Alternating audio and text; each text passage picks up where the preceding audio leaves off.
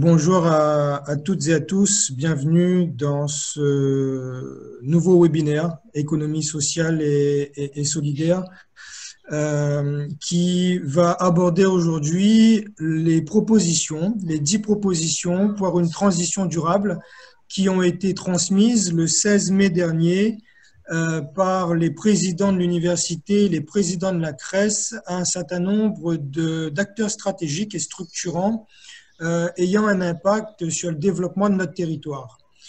Je fais ici référence, quand je parle d'acteurs structurants, je fais ici référence aux différents ministères au niveau national, aux services déconcentrés de l'État, aux collectivités territoriales, aux institutions notamment. Aujourd'hui, dans le cadre de ce webinaire, nous allons vous présenter ces propositions qui sont d'ores et déjà téléchargeables sur le site internet de la CRES. Et pour tous ceux qui ont été destinataires de l'invitation à participer à ce webinaire, eh bien, vous avez également reçu à la fin de l'email également le lien de téléchargement.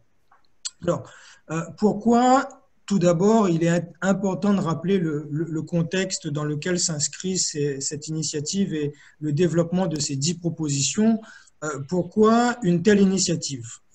Parce que l'impensable est devenu possible. La crise que nous avons connue, que nous connaissons encore, à la fois sanitaire, économique et sociale, a rendu obsolètes nos anciens schémas et nous a amené à questionner nos modèles de fonctionnement et de développement, à revisiter nos fondamentaux.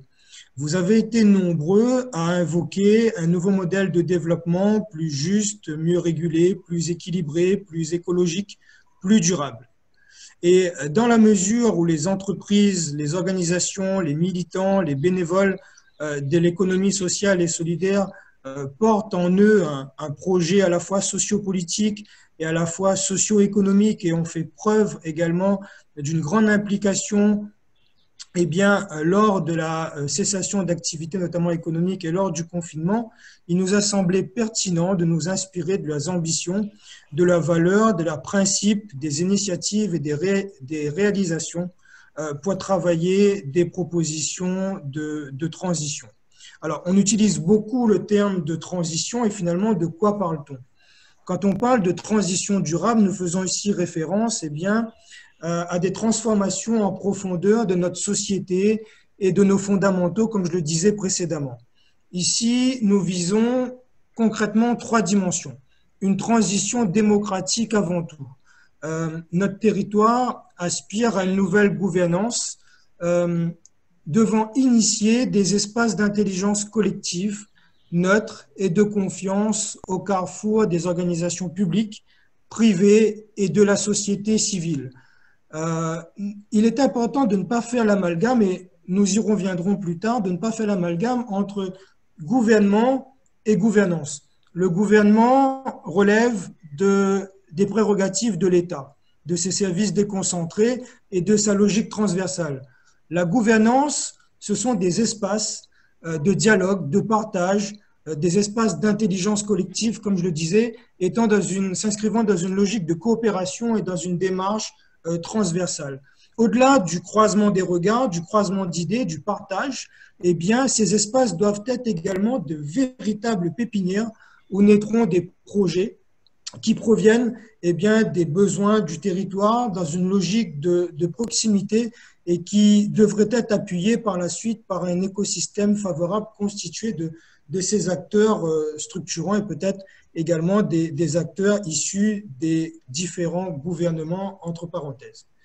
Ensuite, quand on parle de transition durable, nous faisons également référence à la transition sociale et solidaire. Nous l'avons vu durant cette période de confinement et durant cette période de Covid, il est désormais urgent et surtout important d'avoir des territoires solidaires, bienveillants, inclusifs à l'égard des publics les plus fragiles, dans une logique également intergénérationnelle. Il est important de promouvoir, de valoriser, de consolider le militantisme et également le bénévolat. Il est urgent de faire en sorte que La Réunion devienne officiellement un territoire solidaire. Enfin, Quand on parle de transition durable, on fait également référence à la transition économique et à la transition écologique. Alors, repenser l'économie de demain, c'est lui intégrer désormais des finalités sociales et des prérogatives environnementales. C'est cesser de privilégier l'hyperconsommation et ses conséquences. C'est développer une autre conception de l'évaluation de l'économie, autre que financière, par exemple. On parle beaucoup du PIB. On peut aller également sur d'autres critères d'évaluation. C'est favoriser d'autres échanges que ceux purement monétaires. C'est substituer la coopération eh bien, à la compétition. Ces propositions ne s'adressent pas uniquement aux entreprises de l'économie sociale et solidaire, et elles doivent inspirer, à travers, comme je disais, ces valeurs et ces principes, tout le champ socio-économique de la Réunion. Autre point, quelle est la légitimité de cette démarche? Toutes les dimensions qui viennent d'être abordées à travers la transition durable se retrouvent dans l'ADN des acteurs de l'économie sociale et solidaire. C'est la raison pour laquelle nous avons créé depuis 2 ans, en partenariat avec la CRES, la Chambre régionale d'économie sociale et solidaire de la Réunion, des espaces d'échange, de partage, qui ont pris la forme de conférences, qui ont pris la forme d'enseignement, qui ont pris la forme de web TV, qui ont pris la forme de webinaires. Et le document qu'ont transmis les présidents de la CRES et les présidents de l'université ne sont que l'écho aujourd'hui des témoignages, des nombreux témoignages, des nombreuses contributions des militants, bénévoles, organisations, institutions et enseignants-chercheurs qui ont participé à ces nombreux moments d'échange et de partage. Pour finir, la question que vous posez, c'est so what? Qu'est-ce qu'on fait maintenant? C'est-à-dire, désormais qu'on a ce travail qui est relativement historique, l'université qui s'allie avec un acteur du territoire pour proposer des actions de changement d'échelle et de transition durable, c'est déjà une première étape importante qui a été réalisée. Mais que faire désormais? Eh bien, on ne va pas s'arrêter là avec vous et avec nos collègues de la Chambre régionale d'économie sociale et solidaire. Et désormais, nous vous partageons. Nous vous partageons ces 10 propositions. Les prochains webinaires vont être exclusivement consacrés à la présentation de ces 10 propositions. Et au-delà de vous partager, eh bien, de vous présenter ces propositions, nous allons vous les partager via une plateforme de contribution qui va vous être présentée à la fin de ce webinaire. Plateforme sur laquelle vous pourrez bien évidemment prendre connaissance de ces propositions, mais vous pourrez également donner votre avis, commenter, alimenter et compléter ce qu'on aura, nous, identifié comme axe majeur de transition.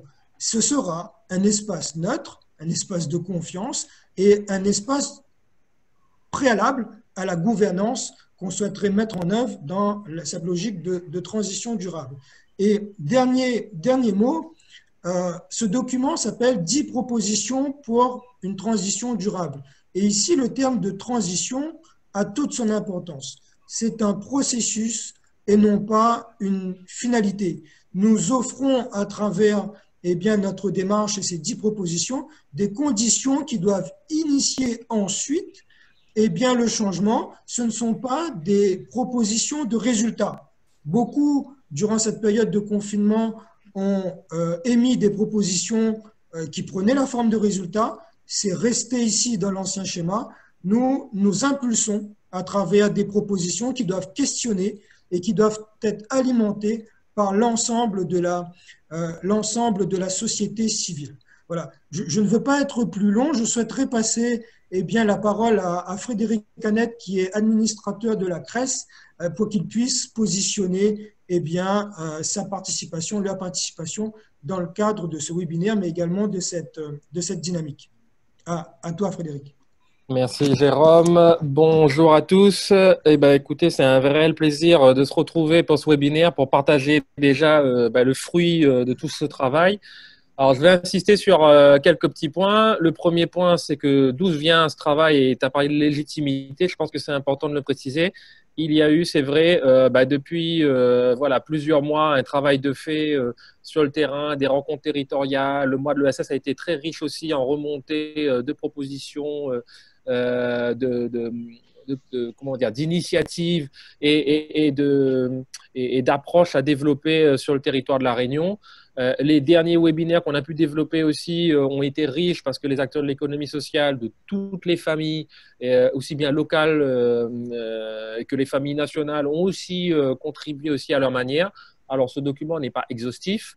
On a résumé en 10 propositions. Il faut savoir qu'il y a eu des choix de fait, mais il était nécessaire quand même de pouvoir synthétiser sur des points clés. Alors, c'est la raison pour laquelle on a ciblé voilà, le territoire, puisqu'on estime que voilà, c'est ce qui ressortait le plus de toutes les contributions des uns et des autres sur le terrain. Il y a eu la partie un petit peu création de richesse, et puis il y a cette dimension de proximité qui est ressortie fortement de toutes les contributions des uns et des autres. Ce qui est intéressant de noter sur ce travail-là, c'est que c'est aussi une vision. Alors, il y a vraiment à distinguer deux choses et de ne pas attendre de ce document aussi des choses qui ne sont pas forcément liées à son objectif initial. Il y a des mesures de relance et je pense que l'effet un petit peu Covid, comme on l'appelle aujourd'hui, a été un accélérateur. Mais c'est pas, il faut garder à l'esprit que ce document ne vient pas du Covid. C'est vraiment un travail qui vient déjà de longue haleine et de plusieurs mois voilà, de collecte de propositions des uns et des autres et qui doit continuer. La deuxième chose, c'est que on est sur dans ce document sur non pas des mesures d'urgence, puisqu'en fait, voilà, l'économie sociale et solidaire, et on l'a évoqué dans les précédents webinaires, on a déjà évoqué un certain nombre de mesures d'urgence, de soutien financier liés au contexte de crise économique voilà, qui commence à s'amplifier. Là, on est sur une vision à moyen long terme, voilà, de structuration, de propositions et d'initiatives apportées pour l'ensemble des acteurs sur le territoire, public et privé. Alors, comme vous le savez, les acteurs de l'économie sociale, ils aiment bien aussi faire et démontrer par l'exemple que c'est possible. Ils le font tous.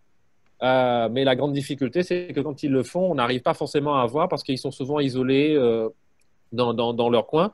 Et l'idée un peu de ce document et des propositions qui vont être abordées, en tout cas les deux premières propositions pour ce webinaire, c'est de montrer que lorsqu'on met un peu voilà, deux méthodes et on est d'accord sur un petit peu le principe et les objectifs, on peut avancer.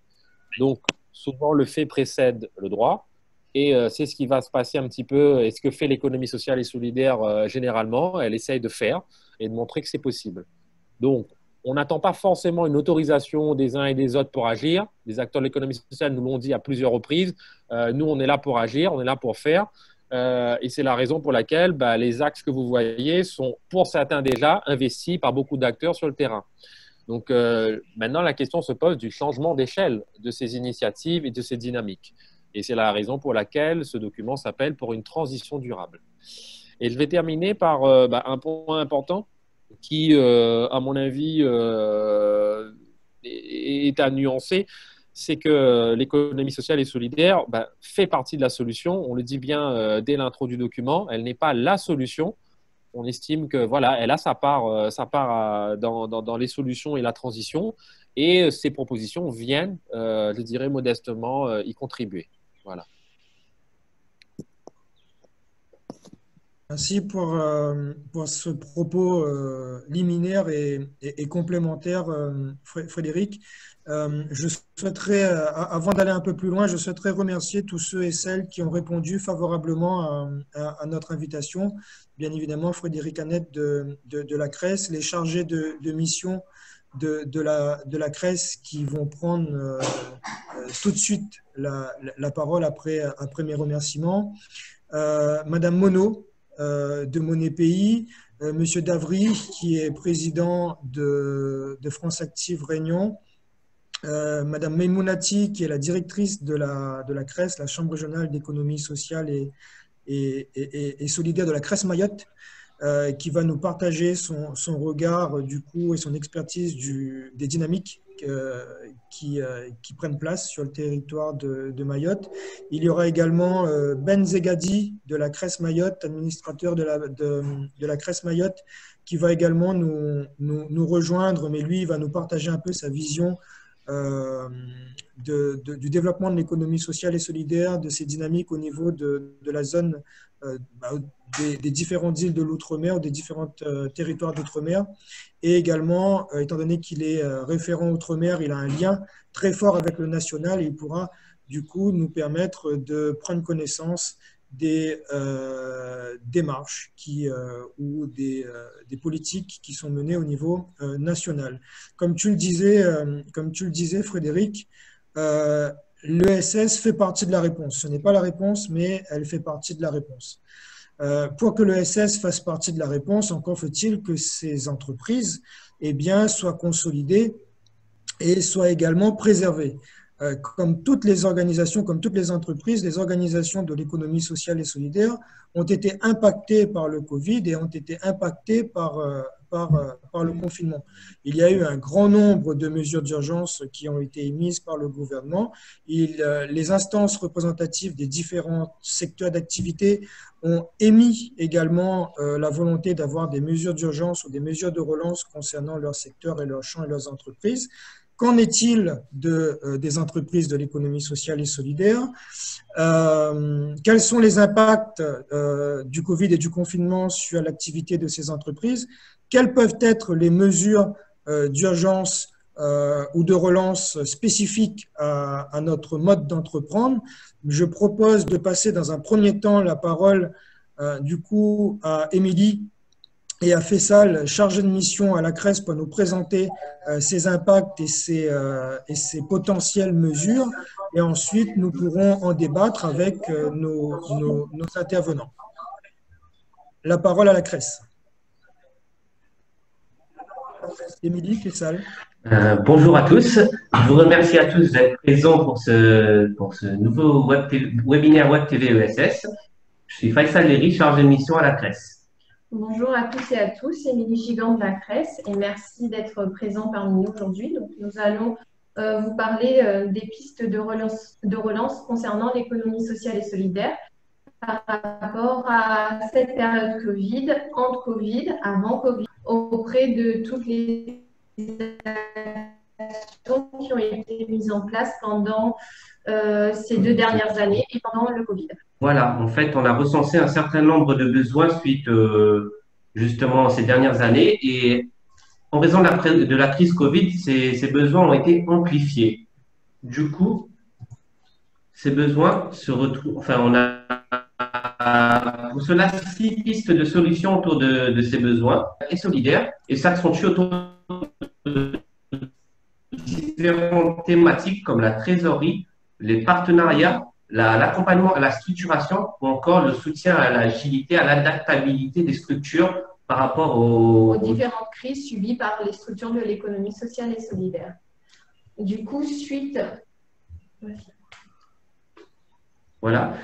justement aux besoins recensés sur le territoire, il y a eu un fort besoin de trésorerie, notamment via le biais de paiement des charges courantes. On l'a vu avec le dispositif d'activité partielle qui demandait justement l'avance sur les salaires et dont certaines structures de l'économie sociale et solidaire ne pouvaient pas justement avancer le paiement des salaires. Et aussi concernant les dettes sociales avant Covid, qui justement, malgré la mise en place des échéanciers pour le paiement des dettes sociales, il faut quand même les payer à la fin, ces dettes sociales.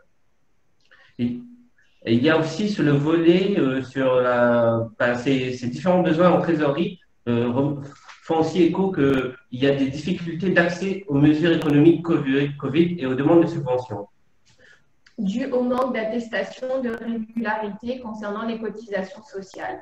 De ce fait, ça a émergé, enfin, on a émis, la presse, éventuellement, on a émis, de par toutes les remontées qui sont remontées à nous, des pistes de réflexion concernant, par exemple, l'élargissement des conditions d'accès aux mesures économiques. C'est-à-dire, en fin de compte, pouvoir élargir toutes les mesures économiques qui ont été mises en place pendant cette période Covid Notamment, voilà, par exemple, le PGE, dans la définition du chiffre d'affaires associatif, ne prenait pas en compte les structures qui ne bénéficiaient uniquement des subventions publiques.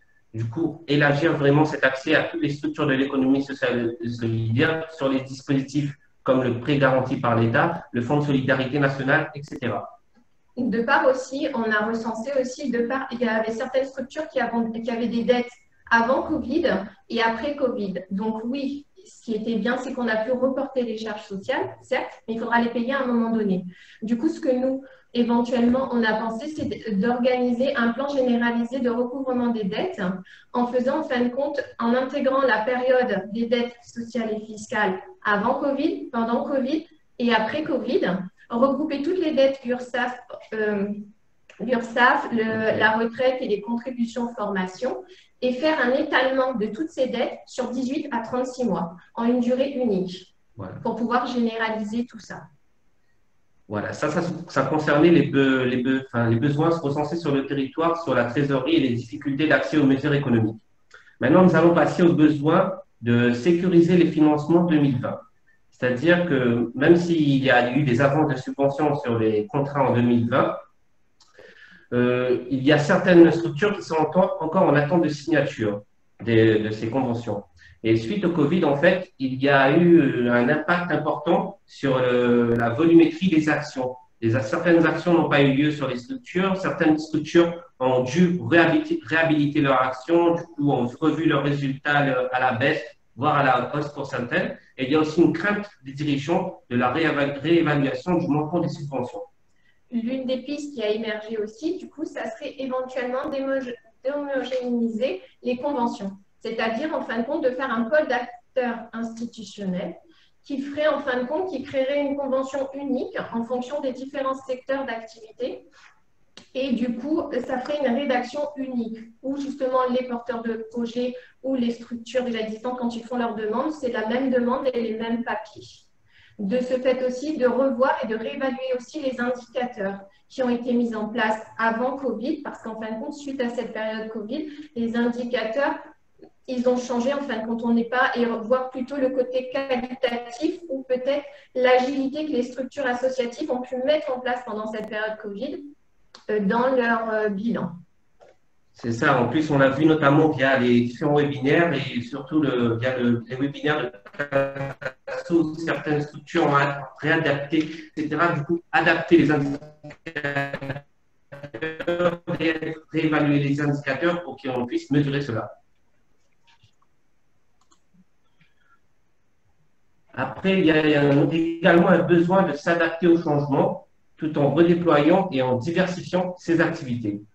Pour cela, on va s'adapter aux nouveaux besoins des consommateurs via un nouveau contexte d'activité, avec la dématérialisation des actions et des activités, la livraison et vente à distance pour certaines structures et les nouveaux modes opératoires qui sont en réflexion aujourd'hui, notamment sur le présentiel, les approches, ou encore une nouvelle méthode qui peut être prise en compte, le design thinking, qui consiste à prendre toutes les composantes d'une structure pour réinventer un projet et s'adapter au territoire.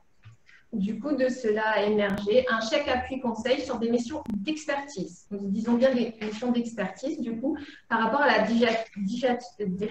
digitalisation, numérisation, commercialisation, modalité de livraison et de mise en place de chèque appui conseil. C'est vraiment d'avoir une expertise qui va vraiment dans le fond comme une sorte de consultant qui va pouvoir réorienter l'activité de la structure. Voilà. Suite à ces changements et à ces nouveaux besoins de consommateurs. Voilà. Ensuite, des formations avec des salariés, dirigeants bénévoles et bénévoles. Il y a des formations, oui, qui existent, mais vraiment centrées sur des formations, accompagnement à la montée de compétences et un parcours de très courte durée. Mais pour les salariés, il y en a déjà effectivement, les dirigeants bénévoles et surtout aussi pour les bénévoles.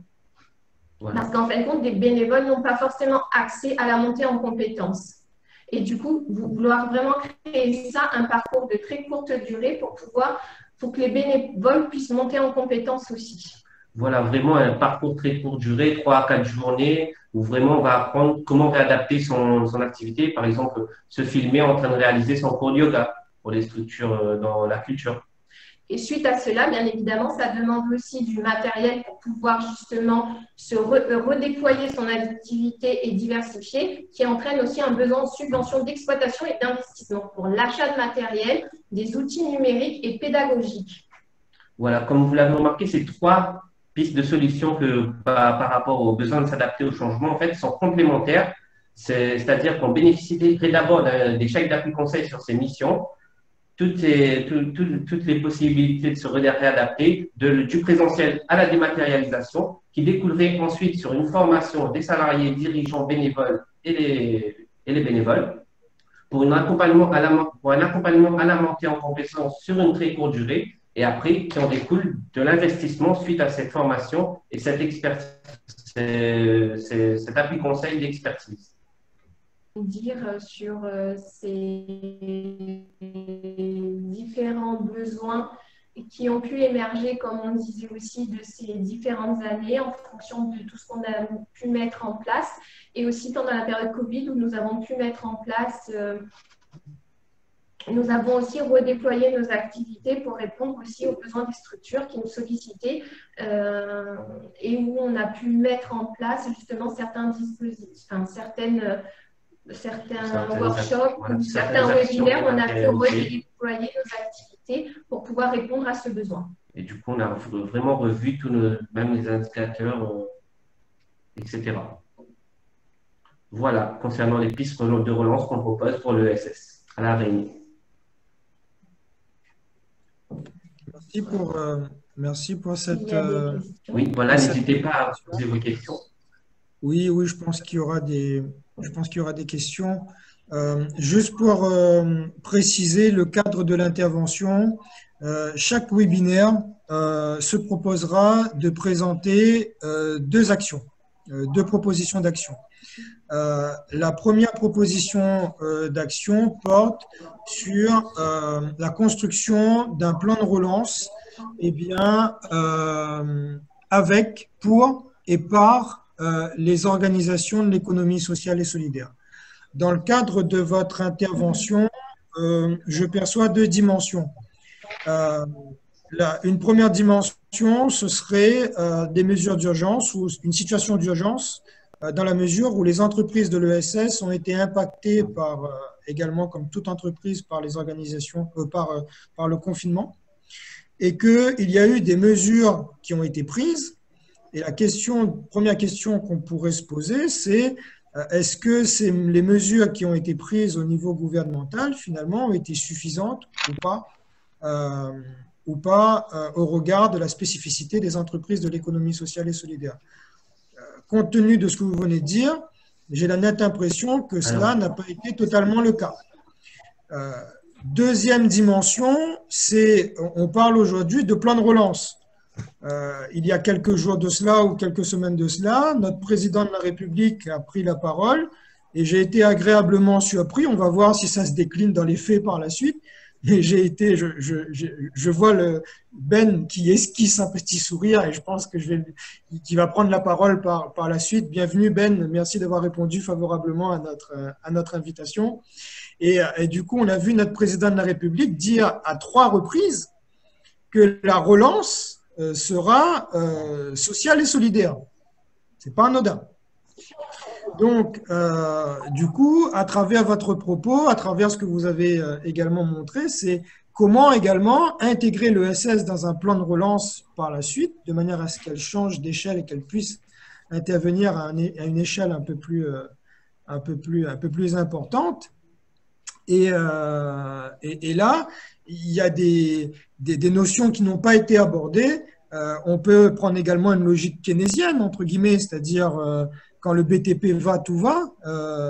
On peut se dire aussi que l'économie sociale et solidaire, les entreprises de l'économie sociale et solidaire peuvent également faire l'objet d'un peu plus d'ouverture de la commande publique, développer les achats socialement responsables à l'égard des entreprises, à destination des entreprises de l'économie sociale et solidaire. Donc, voilà, le débat est ouvert et j'aimerais poser la première question à Ben. Du coup, est-ce que ce que viennent présenter nos amis de la CRES, est-ce que tu le ressens également dans les autres territoires d'outre-mer.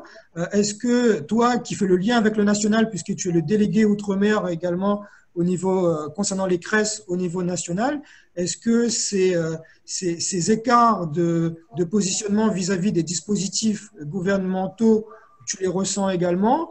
Et quelles sont peut-être les pistes envisagées pour de la relance intégrant ou intéressant l'économie sociale et solidaire? Bonjour Jérôme, bonjour tout le monde. Beaucoup de questions. Désolé du retard et merci de l'invitation. Encore, c'est toujours un plaisir pour moi que d'échanger avec nos amis réunionnais, nos amis de la CRES. Je vois Frédéric, je vois Émilie, je vois tout le monde. Bonjour tout le monde.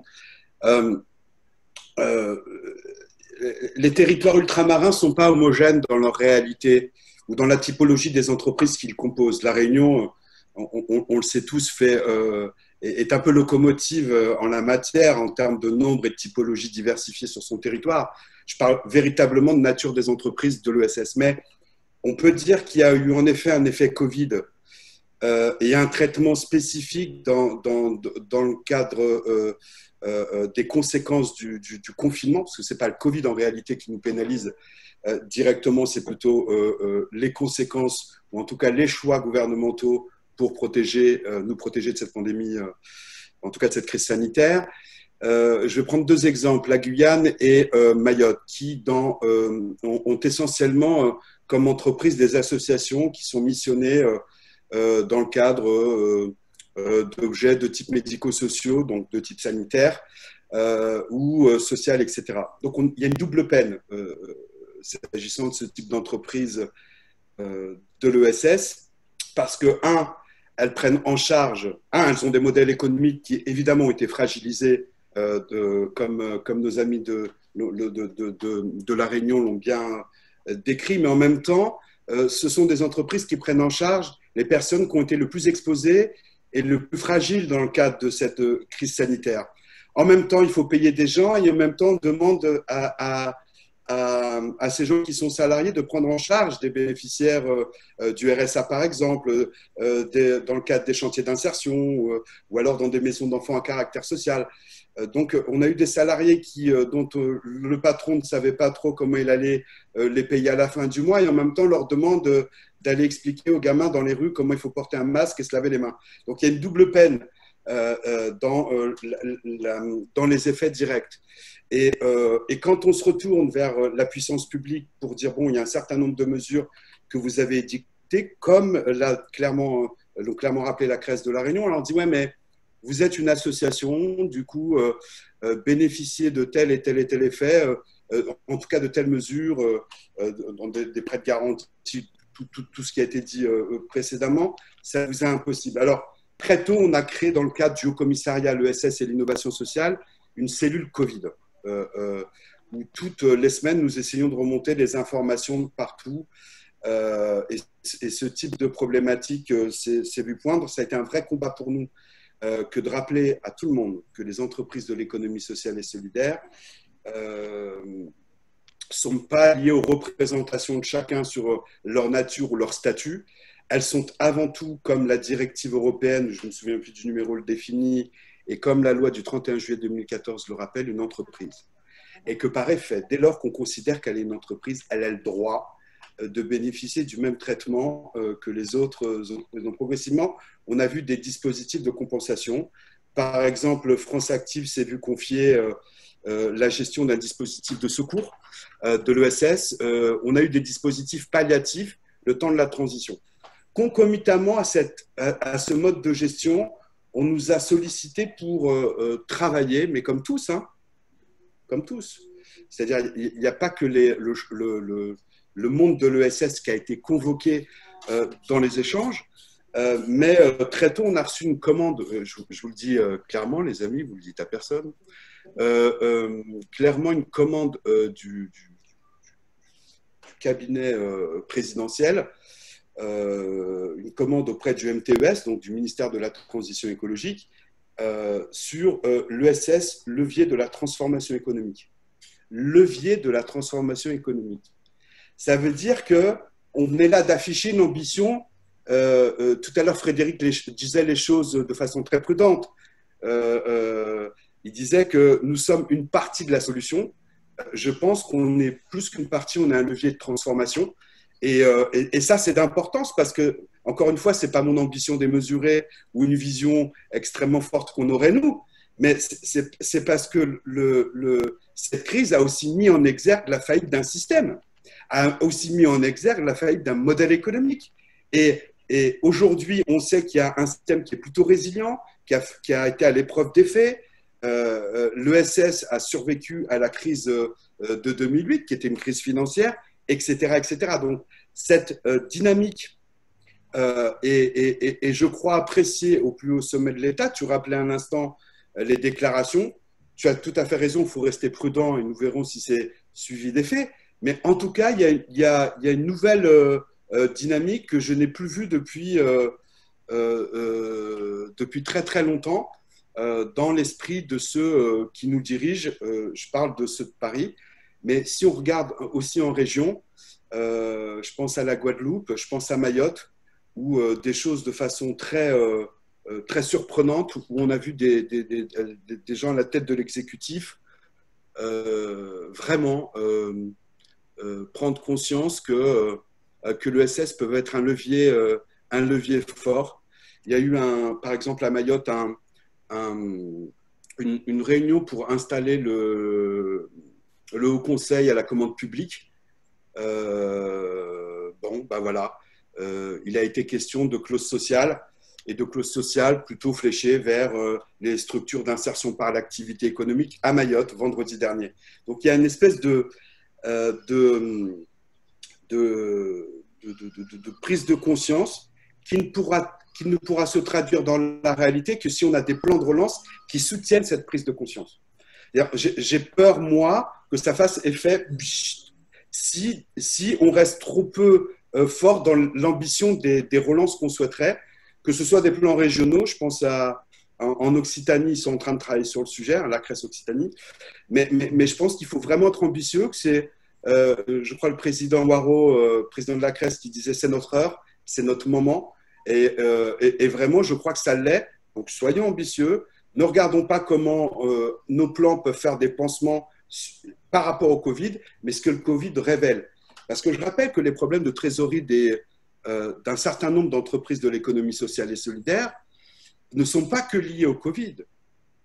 Le Covid est venu lever ou mettre en exergue des difficultés structurelles dans l'organisation des entreprises. On n'était qu'au mois de mars, au moment où ça se passe. Et déjà, on parle de difficultés de trésorerie. En gestion, c'est des choses qu'on doit quand même réfléchir fort. D'autant qu'un certain nombre d'entre elles sont largement subventionnées, ce qui est tout à fait normal, eu égard à leur objet propre. Mais ce qui a été paradoxal, c'est que quand on a un Premier ministre qui dit « Bon, écoutez, vous allez faciliter le paiement des subventions », ben, on n'a pas de fonctionnaires parce qu'ils sont confinés pour payer les subventions. Donc, il y a eu toutes ces choses-là dont il faut tenir compte et de dire que la solution, ce n'est pas de faire en sorte que, la solution, c'est comment on change, ce que disait Frédéric, comment on change d'échelle, comment on fait véritablement pour que définitivement, ce type de choses, on ne soit plus dans l'économie des gueux, qu'on soit dans l'économie positive, celle du bien commun. Et voilà, pour ma part, je ne sais pas si, très cher Jérôme, j'ai répondu au questionnement suggéré, mais je suis prêt à répondre à toute forme de questions. Hein. Non, merci Ben, ton intervention a été juste. Merci beaucoup. Monsieur Davry, Ben parlait de l'intervention de France Active au niveau national. Est-ce que ici, sur le territoire local, vous avez développé des outils particuliers en faveur des entreprises de l'ESS et des associations pendant cette période de confinement? Alors, il faudrait que vous réactiviez votre micro, s'il vous plaît. Voilà. Oui, effectivement, on a développé des outils particuliers et de surcroît, on a contribué en fait à des opérations qui ont été menées de concert avec la région et BPI. Je fais allusion au pré-rebond qui a mobilisé 20 millions d'euros. L'enveloppe est terminée. Il y aura une petite rallonge de 3 millions d'euros. Mais bon, si cette opération initialement était prévue pour se terminer le 31 décembre, elle se terminera très certainement dans le mois qui va venir. C'est dire à quel point l'opération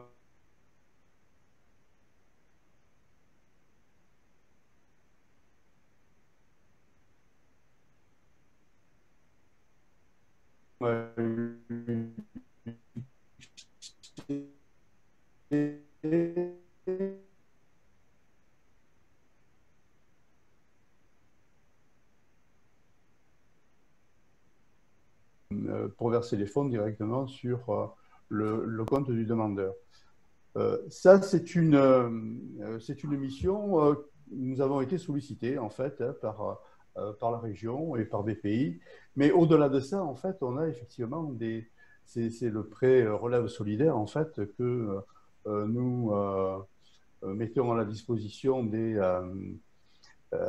entrepreneurs qui peut aller jusqu'à 100 000 euros. Et donc, l'opération peut durer jusqu'au 31 décembre. Ce que je voulais dire aussi, c'est que France Active Réunion, son cœur de métier, c'est effectivement l'accompagnement de l'entrepreneur qu'on a qualifié d'entrepreneur engagé, qui est un entrepreneur en fait éco-responsable, puisque on l'invite à avoir un comportement virtuel en fait qui développe certaines qualités sociétales. Et puis nous avons tout le volet association pour les associations d'insertion, les coopératives d'utilité sociale, les structures d'insertion par l'activité économique, les SIAE. Ce que je voudrais signaler, c'est que quand même, en observant les comportements, il y a des indicateurs qui sont significatifs. Au mois de mai, il y a eu pour à peu près 5 millions de collectes, 5 millions d'épargne. On appelle ça l'épargne de précaution, 3,9 millions sur le livret A et un peu plus d'1 million sur le livret de développement durable, sur un stock global de 100 millions d'euros. Et cet indicateur, en fait, me paraît significatif parce que l'épargne de précaution est très marquée depuis le début du Covid. Ça veut dire que les Français ont une certaine inquiétude sur l'avenir d'une façon globale. Deuxième indicateur, et ça c'est sur le plan local vis-à-vis de France Active, c'est qu'on s'aperçoit que dans le cadre du DLA, le dispositif local d'accompagnement, nous croulons sous les demandes d'accompagnement des associations. Et ça aussi c'est un signe parce que on peut se poser la question pourquoi autant de demandes en fait d'accompagnement de ces structures-là. Peut-être que par précaution, on s'interroge sur le modèle de leur structure, sur la performance en fait de ce qui existe. Est-ce qu'on ne pourrait pas faire au mieux? Et surtout pour essayer de sauvegarder en fait l'existant. Et le dernier point, c'est que on assiste à un retour très timide en fait de l'entrepreneuriat. On a quelques dossiers de création ou de développement d'entreprise, mais c'est très très très timide. Voilà. Merci pour ces propos. D'autres participants qui souhaiteraient apporter leur avis sur ce sujet?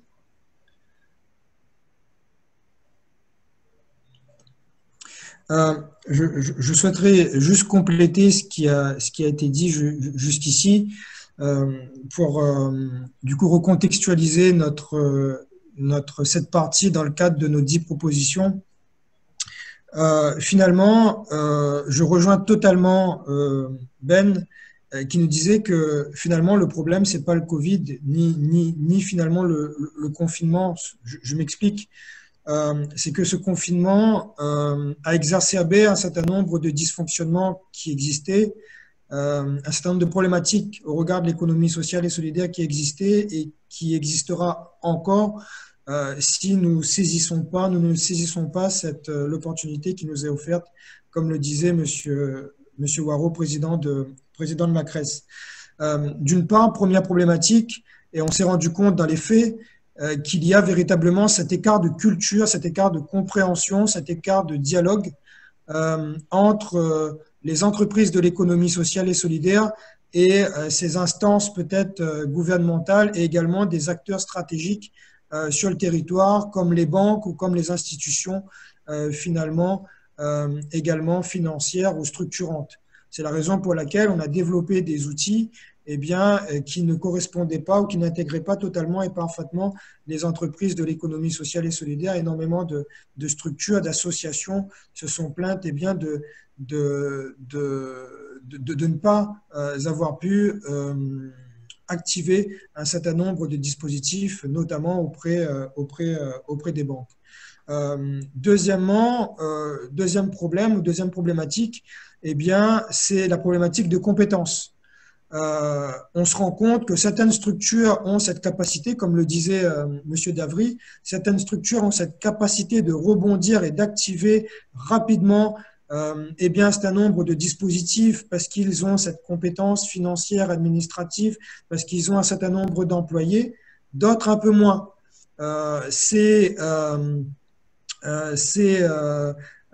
L'appel à ces dispositifs sont finalement déterminés par la structuration, l'organisation d'un certain nombre d'associations ou de structures, d'entreprises de l'économie sociale et solidaire. Donc, il y a également cette acculturation ou ces compétences à travailler et à transférer aux entreprises de l'économie sociale et solidaire. Fessal parlait d'accompagnement, un peu comme M. Davry, mais il faut également réfléchir à cela et travailler là-dessus. Et troisièmement, là, on a véritablement un rôle à jouer. C'est sur cette logique, cette dynamique de relance. Et donc, les 10 propositions, la première proposition que nous vous avons proposée, finalement, de manière transversale, aborde tous ces sujets. Quand on parle de plan d'urgence, ce n'est pas un plan d'urgence lié au confinement, puisque le confinement est terminé. Comme le disait Ben, c'est un plan d'urgence pour consolider nos entreprises, compte tenu des problématiques qui sont devenues presque historiques concernant ces problématiques-là. Problématiques de dialogue, de compréhension, de prise en considération, de compétences. Et désormais, nous rajoutons un autre défi aux entreprises de l'économie sociale et solidaire, c'est on va institutionnaliser nos valeurs, nos principes et nos initiatives de manière à changer d'échelle, comme le disait Frédéric, et à influencer les autres champs à travers notamment des plans de relance qui doivent intégrer l'économie sociale et solidaire ou ses valeurs et ses principes. Voilà. C'était juste pour remettre un peu de lien entre tout ce que nous venons de dire. Donc, vous pouvez retrouver dans l'axe 1 de nos propositions un certain nombre d'actions qui vous sont proposées et qui doivent être alimentées par vos avis et vos contributions. Voilà. Je vous propose de passer à la deuxième proposition, qui est créer une gouvernance territoriale de pilotage et d'accompagnement de la transition. On parle de transition territoriale et l'objectif, c'est qu'il y ait une gouvernance territoriale qui pilote cette transition. Je parle bien de gouvernance. Je rappelle ce qui a été dit en propos liminaire et en préambule. il ne faut absolument pas faire il ne faut pas qu'il y ait de confusion entre le terme gouvernement, avec un grand G bien évidemment, et le terme gouvernance. Comme je vous le disais, le gouvernement relève de la prérogative des collectivités, de l'État, et dans une logique transversale, alors que la gouvernance territoriale notamment se veut être une initiative qui construit des espaces d'intelligence collective au carrefour, comme je le disais, eh bien, des collectivités territoriales, des instances représentatives de l'État, des institutions représentatives, des entreprises, des militants, des bénévoles et également du citoyen. L'objectif étant de créer de nouveaux réseaux de partenariats, d'une part pour croiser les regards et enrichir de manière coopérative et horizontale eh bien, les différents sujets sur lesquels pourraient travailler eh bien, ces consortiums, ces collectifs pour développer le territoire et bénéficier de toutes les ressources. Et deuxièmement, eh bien, nous avons, nous, dans le cadre de nos propositions, eh bien, intégré également le fait que ces consortiums, que ces espaces collaboratifs doivent être de véritables pépinières, ensuite laboratoires, pour identifier des besoins vitaux et sociaux dans une logique de proximité sur les territoires et ensuite les retravailler avec l'ensemble des ressources territoriales de manière à donner vie à ces initiatives sous forme entrepreneuriale et sous forme de projet. Ça, sur le papier, ça fait rêver. Le souci, c'est, encore une fois, on fait face à des problématiques.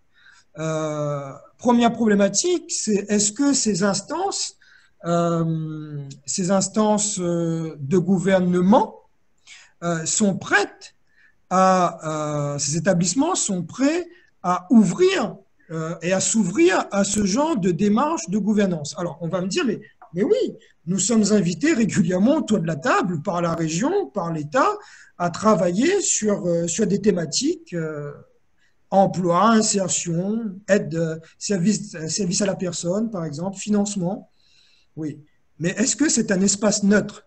Est-ce que c'est un espace de confiance quand on sait que nos structures sont sous la tutelle ou sont financées par ces organisations? Et là, mon propos peut être un peu politique, mais c'est politique avec un grand P et surtout scientifique. Énormément de recherches aujourd'hui se posent la question de l'efficacité de ce genre d'espace si ce n'est pas perçu, et c'est une logique encore là de perception, bien évidemment, si ce n'est pas perçu comme des espaces neutres ou des espaces de confiance, d'une part. Donc, on peut également soulever la logique de compétence. Le travail collaboratif, la gouvernance collective, la coopération ne va pas de soi. C'est une compétence. On se forme et ça se travaille. Et c'est la raison pour laquelle, de manière très originale, dans le nouveau master management des organisations de l'économie sociale et solidaire, le master 2, on a créé tout un volet sur la gouvernance collective et sur le management des espaces d'intelligence collective. Donc, créer des espaces, c'est bien, mais avoir la compétence pour le faire, c'est mieux. D'autre part, est-ce qu'aujourd'hui, les acteurs, notamment de l'économie sociale et solidaire, sont également formés, ont les compétences, sont suffisamment structurés pour pouvoir participer à ces espaces, par exemple? Quels sont les niveaux d'intervention? Est-ce que ces espaces doivent être réfléchis au niveau régional? Est-ce qu'ils doivent être réfléchis au niveau intercommunal, au niveau des quartiers, au niveau des communes? Il y a des exemples, comme le disait Ben, il y a déjà des initiatives qui se font au niveau du national. Et je prends juste mes notes puisque je suis tombé sur en faisant des recherches sur le PRID ou le PRIDES. C'est le conseil régional PACA qui a mis cela en place. Ce sont des pôles régionaux d'innovation et de développement économique solidaire. Il y a 26 PRIDES qui qui ont été financés par la région PACA. Et ce sont des mini-consortiums dans des quartiers qui ont été créés, des espaces de gouvernance qui ont été créés, initiés, qui rassemblent des acteurs d'horizons différents dans ces différents quartiers, qui identifient des problématiques sur lesquelles elles peuvent intervenir et qui initient des projets, d'une part, ou qui améliorent de par leurs propositions d'autres dispositifs qui étaient jusqu'ici inscrits dans une logique transversale, maintenant à travers une approche plutôt horizontale.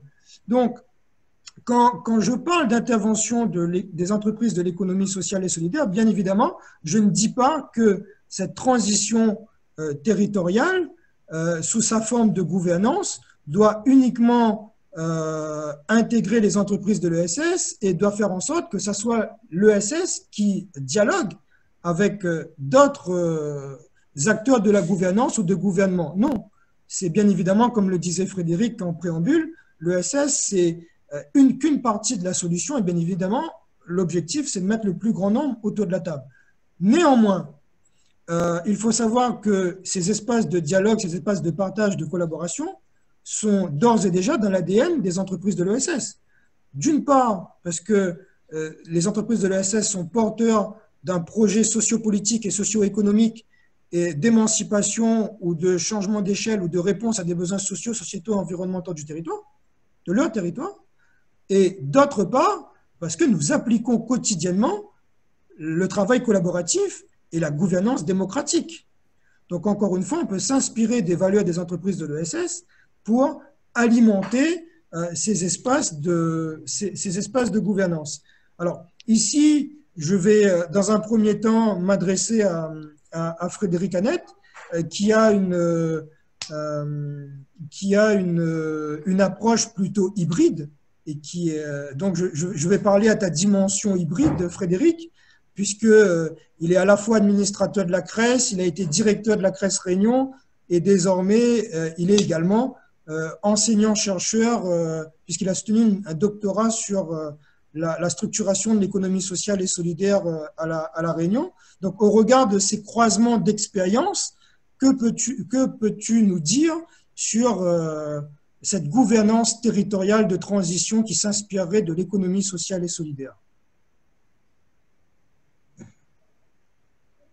Il faudrait réactiver le micro aussi. Oui. Merci pour cette question qui fait écho vraiment à la deuxième proposition de ce document. Alors, déjà, c'est une question pour aller sur le terrain déjà. Sur le terrain, il y a une vraie difficulté parce qu'on parle des acteurs de l'ESS, on parle des entreprises de l'ESS. La réalité, c'est qu'on ne les identifie pas comme il faut. On n'identifie qu'une partie de ces acteurs sur le terrain pour agir.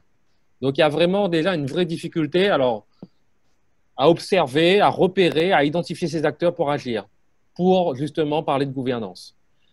Et puis, il faut savoir, il y a une réalité aussi, c'est que les acteurs sont aussi au moulin tous les jours, ils essayent d'avancer comme ils peuvent, et leur demander de prendre en plus du temps et de la hauteur sur un certain nombre de sujets de société, ce n'est pas forcément simple. Mais voilà, beaucoup d'acteurs et de militants ne comptent pas leurs heures, et on le voit aujourd'hui, on le voit aussi sur plein d'actions sur le terrain, et je salue vraiment leur implication et leur engagement, puisque c'est grâce à eux aussi que des solutions se trouvent tous les jours. Et ce besoin d'identifier les acteurs fait forcément émerger un certain nombre de choses. Avant de parler de création d'instances, avant de parler de gouvernance territoriale et de comment on peut organiser cette démarche-là, vous verrez que dans le document, on a intitulé vraiment une partie méthode et conditions de la transition. Je pense que c'est vraiment la clé. C'est-à-dire que pour nous, il y a un certain nombre de préalables avant de parler de pilotage sur le territoire. C'est nécessairement de poser une vision stratégique sur le développement de l'économie sociale et solidaire. Et ce n'est pas une vision uniquement pour nos entreprises en termes d'outils, de besoins, d'aide à l'emploi, de politique publique. C'est une vision structurée et partagée sur la société qu'on veut pour demain avec les acteurs de l'économie sociale et solidaire. Voilà. Et ça englobe beaucoup de sphères. La sphère économique, on est d'accord, elle est importante, elle est d'actualité. la sphère politique, la sphère développement territorial, la sphère sociologique aussi, puisqu'il y a un certain nombre de paramètres aussi culturels, sociologiques, qui viennent aussi impacter nos entreprises et les militants. Et il est nécessaire de faire des constats partagés pour pouvoir agir ensemble, innover, coopérer et, comme plusieurs d'entre vous l'ont dit, impliquer l'ensemble des acteurs sur un champ. Le deuxième point, c'est partir des besoins vitaux. L'économie sociale part toujours de la demande, part toujours des besoins. Et ça implique forcément de brasser assez large pour pouvoir commencer à décloisonner les acteurs aujourd'hui sur le territoire. Il faut les identifier, mais derrière, ça permet aussi de construire ce qu'on dit depuis le début de cette émission, une économie ouverte, inclusive, durable, soutenable. Mais ça se construit avec les acteurs. Et ça ne peut se faire que si on est d'accord sur les besoins humains et les besoins de biens communs que la société fait émerger. Ça ne se décrète pas. Il faut aller sur le terrain et voir et rencontrer les acteurs et créer, comme tu l'as dit, Jérôme, à plusieurs reprises, des espaces de confiance. Ces espaces de confiance, forcément, vont être aussi des espaces d'alliance, d'intercoopération. Et ça nous oblige aussi forcément à impliquer le citoyen, le militant, la société civile en général. Et c'est vrai que le rapport acteurs publics, acteurs de la société civile et les acteurs de l'économie sociale se pose constamment. Il faudra le penser différemment. Si on parle de transition, c'est aussi d'impliquer ces acteurs dans un processus d'intelligence collective différent. Et ça nous conduit à réfléchir justement à comment consolider, comment changer d'échelle, comment s'appuyer sur les forces en présence. Là, aujourd'hui, c'est vrai et on a vu durant la période du confinement, on s'est appuyé sur les entreprises de l'économie sociale qui étaient dans une posture d'urgence. Il y avait des masques à construire, il y avait des besoins sociaux extrêmement forts sur le territoire, il y avait de la détresse humaine à tous les niveaux. Et c'est vrai qu'on a vu une facette de l'économie sociale qui était plutôt estampillée urgence. Par contre, l'économie sociale, ce n'est pas que ça. Il y a énormément d'acteurs qui travaillent dans l'ombre et qui ont besoin aussi qu'on leur donne une place dans la construction et la gouvernance de demain. Et si on ne prend pas compte de ça, on ne tient pas compte de ça, ça va créer aussi un certain nombre de frustrations et notre transition, elle va être partielle. Pour cibler très concrètement, il faut une motivation, une volonté affichée à tous les niveaux pour travailler ensemble. Si on ne l'a pas, de toute façon, on sait très bien que ça va pas permettre aussi aux acteurs d'être en confiance. Il faut identifier les potentialités de l'ESS. On le dit, on le rappelle, l'ESS a un grand potentiel et comme le disait Ben, il y a une grande ambition affichée aujourd'hui et c'est notre heure, mais notre heure, il faut la construire. Il faut aussi prendre conscience aussi de que peut faire l'ESS. Aujourd'hui, c'est vrai qu'il y a tout un chantier par rapport à ça. Et puis, la méthode, les outils, on parlait de professionnalisation, on parlait d'expertise, on parlait de compétences. Oui, il y a des compétences aussi à avoir pour travailler ensemble et associer différents acteurs. Et puis, il y a ces processus d'évaluation. Il est extrêmement important qu'on puisse évaluer l'impact de ce qu'on fait. Et ça, vous le verrez dans les prochaines propositions du document. C'est une clé. C'est bien de dire qu'on fait, mais c'est aussi important de dire quel résultat on a atteint et quel impact on a pu aussi mesurer. Donc, j'aurais tendance à dire que les propositions sur lesquelles on a pu collecter le maximum d'avis et qu'on a dû synthétiser forcément, c'est que oui, il faut créer une instance, mais créer une instance pour piloter, soutenir et surtout avoir un objectif clair, comment changer d'échelle. Voilà. S'il y avait un ordre du jour à avoir pour ces instances, c'est comment changer d'échelle. Et l'économie sociale passe par forcément identifier, repérer, soutenir, impulser, innover. La deuxième chose, on parle de fabrique de transition territoriale. Eh bien, il faut accompagner. Les acteurs ont besoin d'accompagnement pour changer d'échelle. Ça se fait dans le monde classique de l'entrepreneuriat. Dans l'entrepreneuriat, économie sociale et solidaire, il y a aussi toute cette dimension-là à intégrer. Et ce changement d'échelle passe forcément par une gouvernance un peu territoriale. Alors après, c'est là tout l'objet du débat. Et je vous invite tous à y réfléchir et aussi à partager vos avis sur le site qui va être lancé dans les prochains jours. C'est comment on fait pour changer d'échelle au niveau de nos entreprises, au niveau de nos intercommunalités, nos communes, nos quartiers et comment coordonner un petit peu ces transitions. L'idée, c'est qu'il faut un pilotage régional, mais il faut aussi un pilotage de proximité. Donc, il y a des synergies à créer. Et donc, l'expérience que moi, j'ai fait à travers mes travaux en analysant l'évolution de l'économie sociale sur les 10-15 ans, et ça va être un peu la fin de mon propos, c'est concrètement, on a eu, c'est vrai, des politiques publiques qui ont favorisé l'émergence de l'économie sociale. On a eu, c'est vrai, des volontés fortes d'acteurs clés sur le territoire à essayer de développer leur propre famille et leurs propres innovations. Mais aujourd'hui, on est sur l'ère des synergies, de créer en fait des coopérations fortes sur de nouveaux services, de nouvelles activités, sur des manières de s'organiser différemment, que ce soit en interne, avec des financements, avec des partenariats un petit peu nouveaux. Il y a aussi des innovations institutionnelles qui sont aussi à cibler. Et là, on le voit à travers des accompagnements, je dirais, à inventer sur la transversalité des financements, des outils, des actions, et essayer d'associer aussi bien les acteurs publics que les acteurs privés dans ces démarches. Voilà pour moi. Merci pour cette intervention. Ben, je sais que tu dois nous quitter puisque tu dois prendre la parole dans un conseil d'administration au niveau national. Merci d'avoir pu te libérer pour participer à ces webinaires. C'est très important pour nous de t'avoir. Merci à toi. Je peux quand même dire un truc avant de dire j'allais poser la question à la Cresse Mayotte. Donc, vas-y, je te laisse anticiper ce que j'allais poser comme question. Je voulais juste souligner l'importance de l'intervention à l'instant de Frédéric. Vraiment, je pense qu'il a fait un concentré des enjeux et la nécessité, outre les enjeux, de connecter la réalité avec les tuyaux financiers qui vont bien et qui sont bien calibrés. C'est-à-dire, pas avoir un petit truc. Là, il faut vraiment le ton qui est un petit peu donné partout, y compris, mais Maïmounati en parlera, nous on a un cluster à Mayotte avec le Groenland et Aruba.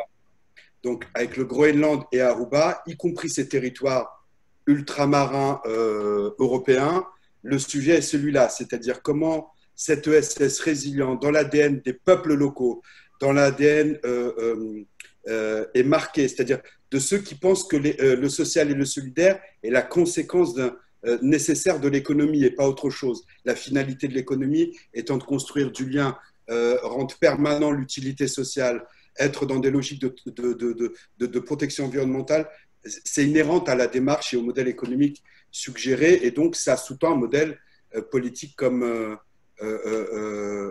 tu le disais tantôt. Ça se réfléchit aujourd'hui, je tenais juste à témoigner de cela, ça se réfléchit également à l'échelle européenne. C'est-à-dire, on est nous, dans nos territoires, et c'est d'importance, on les vit, ils sont les nôtres. Et je vous assure qu'à Mayotte, c'est très très marqué, Jérôme, tu le sais bien. Il y a, à l'échelle nationale, on voit bien des choses qui sont en train de se mettre en place, pré-Covid, post-Covid.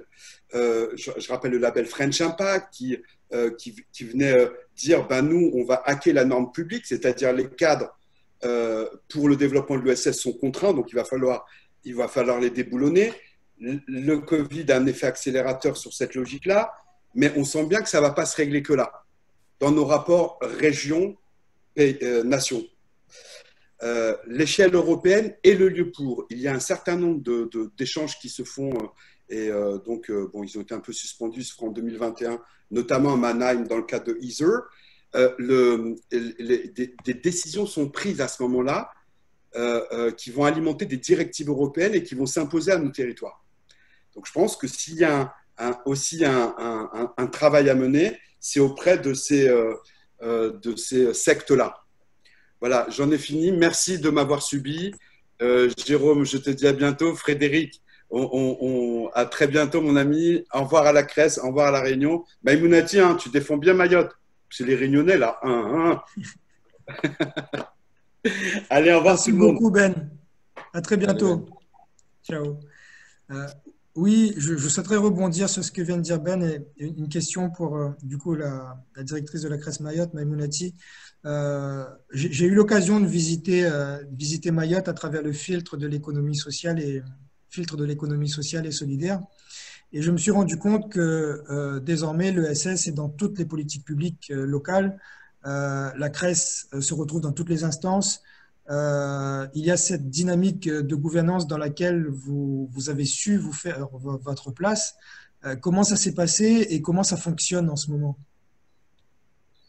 Alors, bonsoir à tous, parce que je pense qu'on est tous en début de soirée, malgré le décalage horaire. Et merci de me permettre de participer à ce webinaire. Alors, pour déjà rebondir sur ce que disait Ben, c'est que il y a une chose qu'il faut retenir, c'est que dans nos régions, en réalité, si on n'a pas une capacité à taper un tout petit peu plus haut, comme on le dit souvent, on n'arrive pas à faire retomber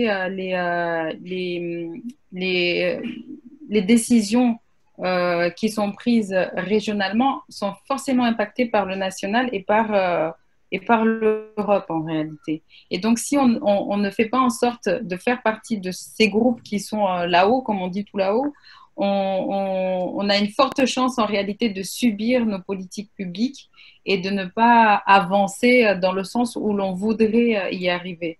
Par exemple, concernant Mayotte, et vous avez raison en disant la Crèce de Mayotte est quasiment de partout parce que c'est un lobby fort de dire OK, il y a une porte de l'ESS et cette porte, c'est nous, la Crèce, qui la représentons en réalité.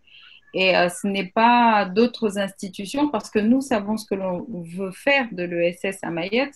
Nous savons également le fait est que l'ESS mahorais existe depuis toujours. En réalité, il n'était juste pas formalisé, mais il fallait trouver une institution qui représente cette façon de faire et qui fait véhiculer et sensibiliser auprès de la population qu'attention, mieux vaut revenir aux sources parce que c'est cette source-là qui nous a permis depuis toujours, en réalité, d'avancer dans notre économie, qu'elle soit formalisée ou non. Parce que vous savez, à Mayotte, il y a beaucoup d'informels et grâce, par exemple, au label French Impact, nous allons faire en sorte que l'économie informelle soit valorisé au sein de notre économie.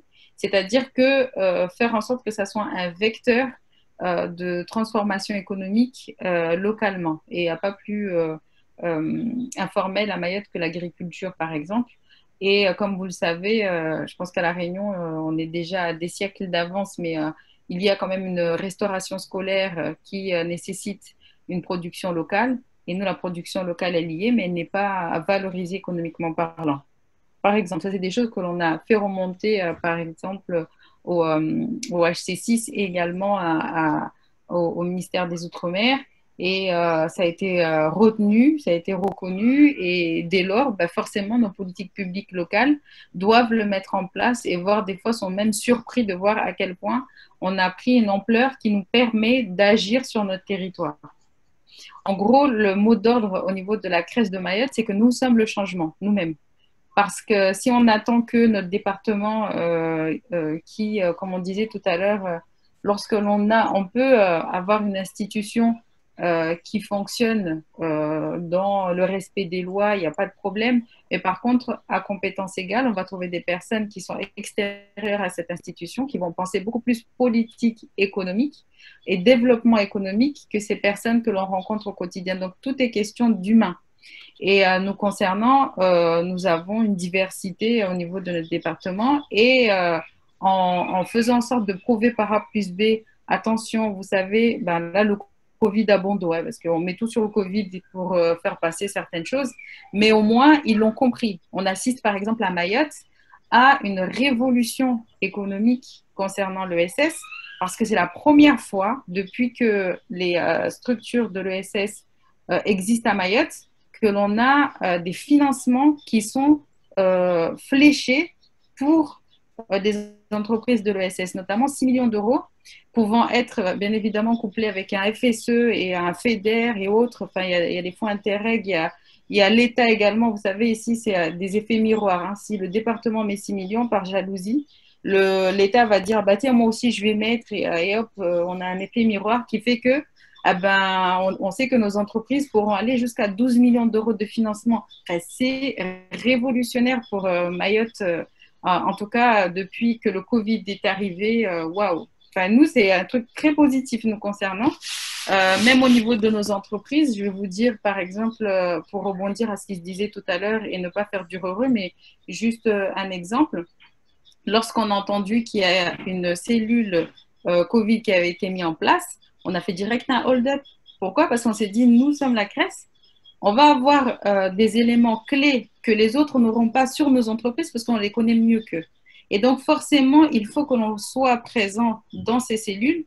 Et directement, on a pris le sujet à bras-le-corps et on s'est présenté devant l'État, devant la CCI, devant la CAPAM, devant la CMA et tous ces partenaires avec qui on collabore au quotidien. Et on a dit, nous venons ici pour représenter les entreprises de l'ESS et s'il y a quoi que ce soit, il faut les rediriger vers nous. Et c'est comme ça qu'on réussit au quotidien, en fait, à faire valoir les besoins réels sur le terrain pour que, je vais vous dire tout simplement, au bout de 2 mois, après avoir intervenu dans toutes les institutions possibles, quand on nous demande pourquoi on y est, eh ben, c'est tout simplement parce que lorsqu'il y a un plan de relance qui est mis en place par l'État, lorsque la demande est faite au niveau de la DIECT se dit il faut que je contacte la CRES parce que la CRES connaît mieux ces entreprises de l'ESS et donc on a fait également partie de ce plan de relance où on a demandé à faire en sorte de développer l'ESS à Mayotte, mais autrement. Comme disait Ben, faire partie de cette transformation économique, mais transformation également dans les logiques d'action qu'il y a à Mayotte, par exemple. On parlait tout à l'heure de formation.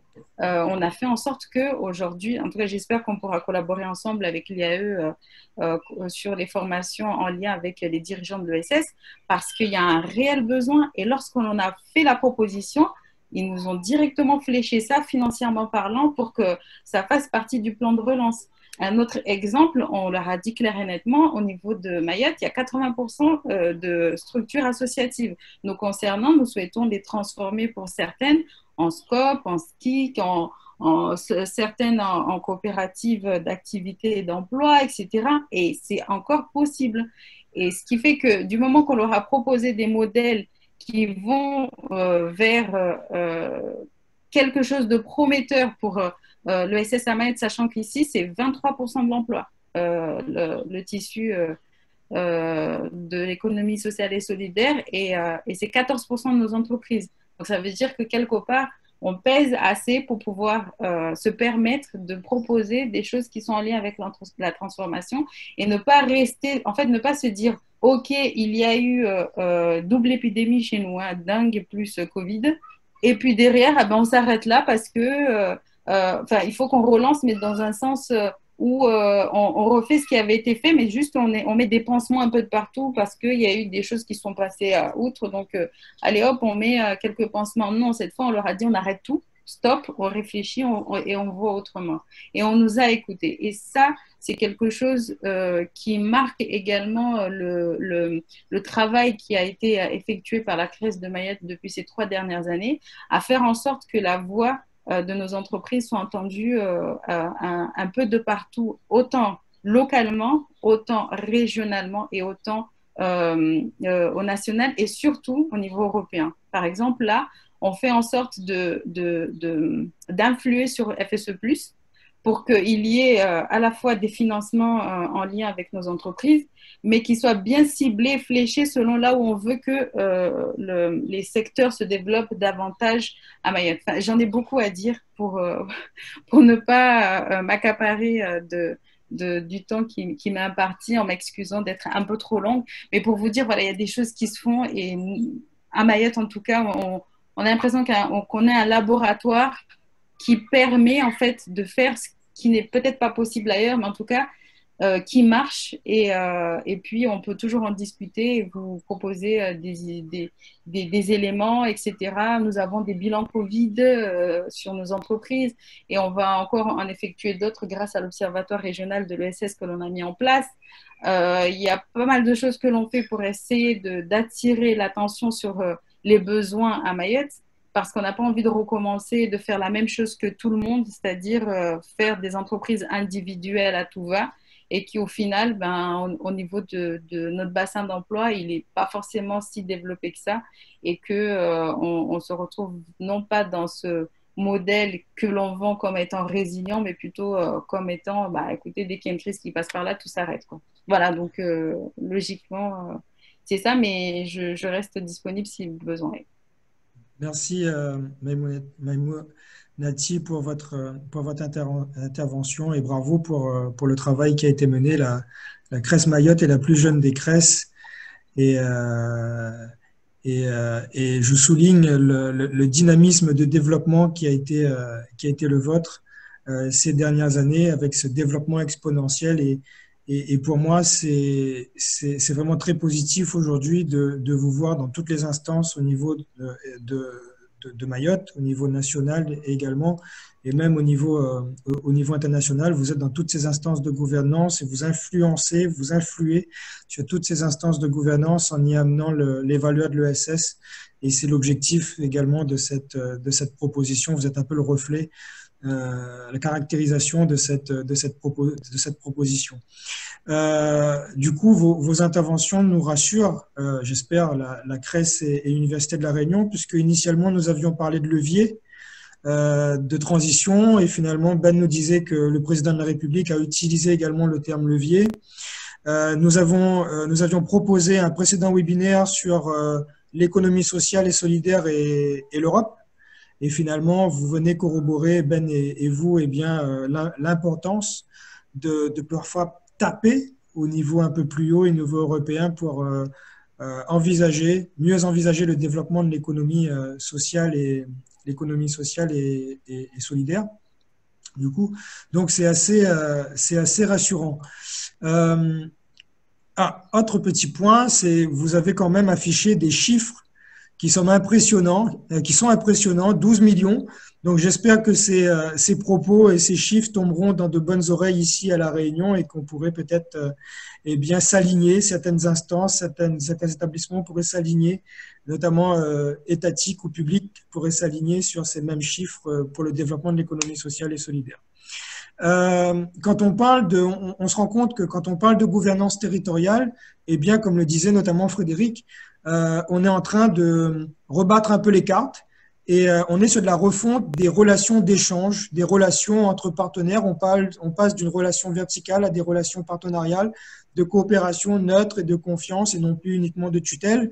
On parle de nouveaux types d'échanges et une dimension des échanges pour nous qui est primordiale, ce sont les échanges financiers, les échanges économiques sur lesquels reposent les anciens schémas de développement. On parlait d'évaluation économique et d'évaluation financière, mais on peut parler également d'échanges économiques et d'échanges financiers, de valorisation à outrance financière et économique. Et dans le cadre de nos propositions, on a émis l'idée de lancer, de construire, d'élaborer, de consolider les démarches de développement d'une monnaie locale ici à La Réunion. On parle beaucoup de monnaie locale, ça fait rêver, ça fait fantasmer, mais tous ne maîtrisent pas le concept de monnaie locale, son processus de réalisation, ses avantages, ses inconvénients. C'est la raison pour laquelle nous avons invité Madame Monod, qui est trésorière de l'association Monnaie Pays, pour nous en dire un peu plus. La parole est à vous, Madame Monod. Oui, merci Jérôme et bonsoir à tout le monde. Donc, comme vous l'avez dit, la monnaie locale, ça s'inscrit vraiment comme étant un outil permettant la mise en œuvre de la transition, donc décrite par Jérôme en introduction. D'ailleurs, les monnaies locales sont nées essentiellement après la crise de 2008 et elles sont encadrées par deux lois, la loi sur l'ESS de juillet 2014 et celle d'octobre 2016 sur la monnaie numérique. Il existe plus d'une quarantaine de MLC en France, dont la number one européenne est l'Ushco au Pays Basque, qui a devancé le Bristol avec plus d'1,5 million de transactions, 3800 adhérents et répartis dans 22 communes. Voilà, ceci à l'aide de 10 salariés et 50 bénévoles. Nous sommes aussi inspirés sur le sol Violette à Toulouse, voilà, et je voulais souligner que la majorité des MLC sont initiés par les citoyens en premier lieu. Et en revanche, la Normandie, c'est la seule qui a, c'est la région qui a initié l'euro long. Alors dans MLC, monnaie locale complémentaire, il y a un mot important, c'est le mot complémentaire. Parce que bien souvent, on a des personnes qui nous disent « Ah, mais alors vous voulez changer l'euro en nouvelle monnaie ?» Non, pas du tout. C'est de la monnaie complémentaire. Complémentaire, ça veut dire que ça représente maximum 5 à 10% dans le budget d'un ménage. Alors, pourquoi c'est important ces monnaies locales? Elles ont surtout redynamisé les cœurs de ville.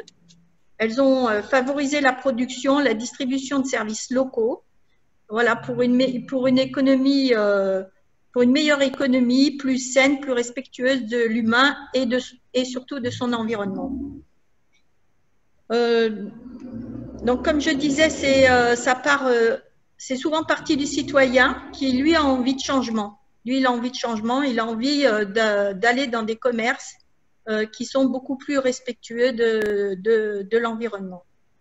Et pour ce faire, on a opté, donc nous, à La Réunion, dans nos réflexions, on a opté pour la mise en place de défis. C'est-à-dire que lorsqu'un prestataire souhaite s'inscrire et souhaite devenir prestataire et partenaire de la monnaie locale, on va lui demander de relever des défis. On en a listé une cinquantaine, des éco-défis, des défis aussi bien concernant par exemple les déchets, les emballages, la revalorisation des invendus, la consommation d'énergie et puis tout autre voilà, défi dans le social. Alors, où est-ce qu'on en est aujourd'hui dans les étapes de la création de cette monnaie à La Réunion? En fait, on a créé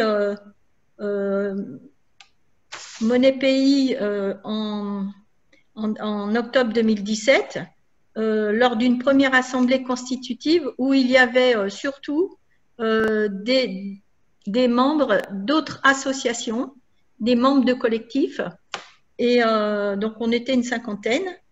Ensuite, l'étape numéro 2, c'est donner un cadre légal à cette association. C'est ce qui a été fait puisque pendant 1 an, on a planché sur les statuts, des règlements intérieurs avec des personnes aguerries au fonctionnement de l'association.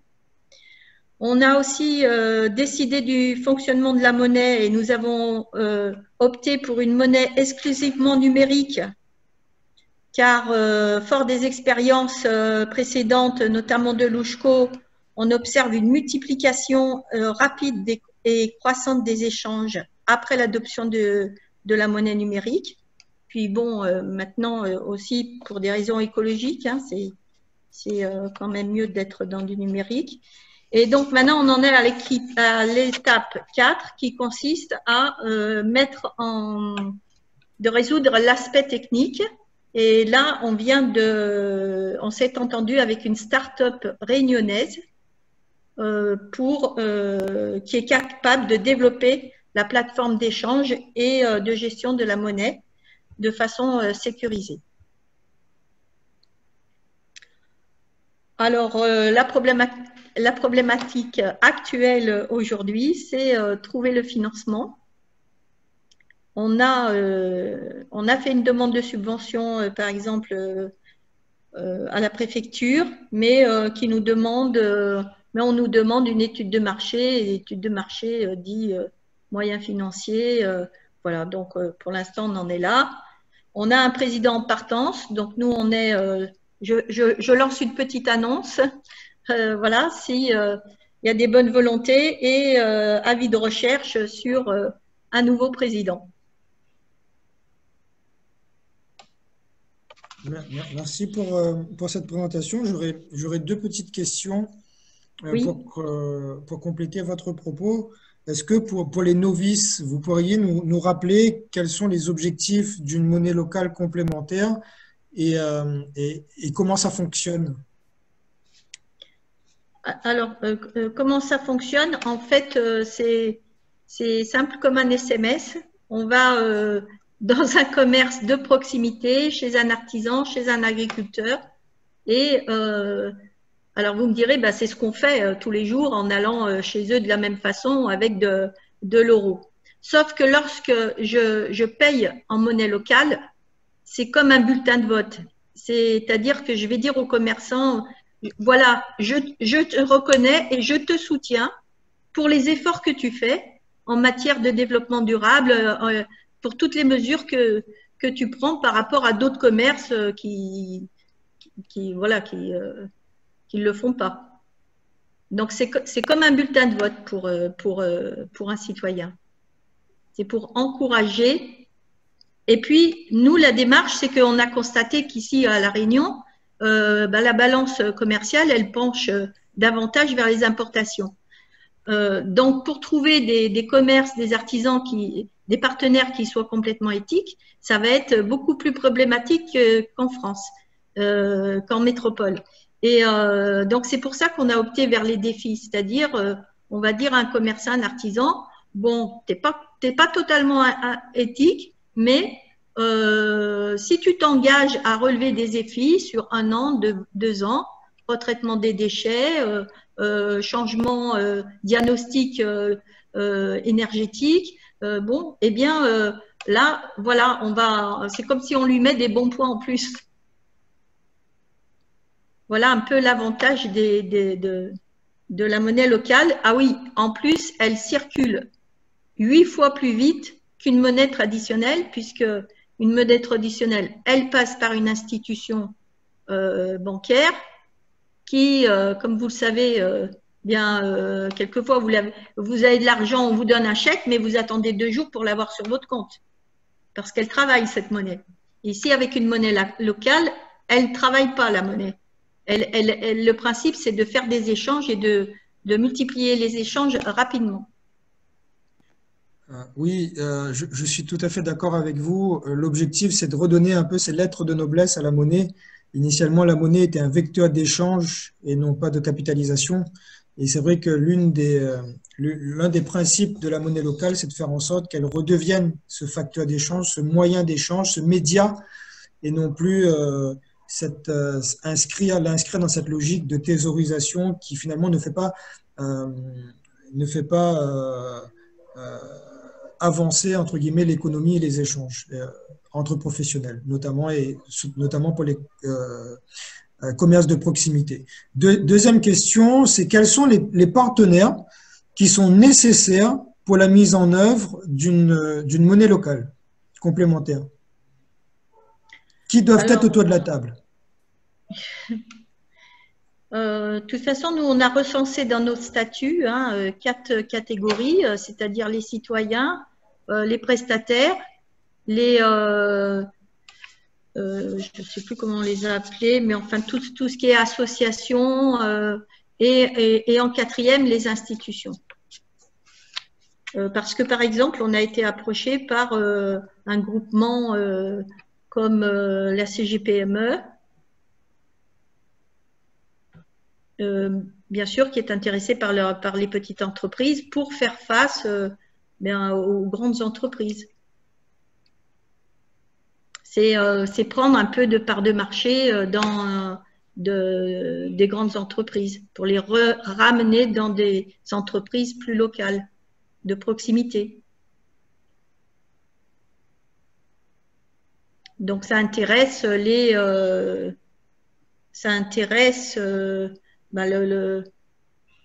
la CGPME, les syndicats patronaux, mais de PME et de TPE.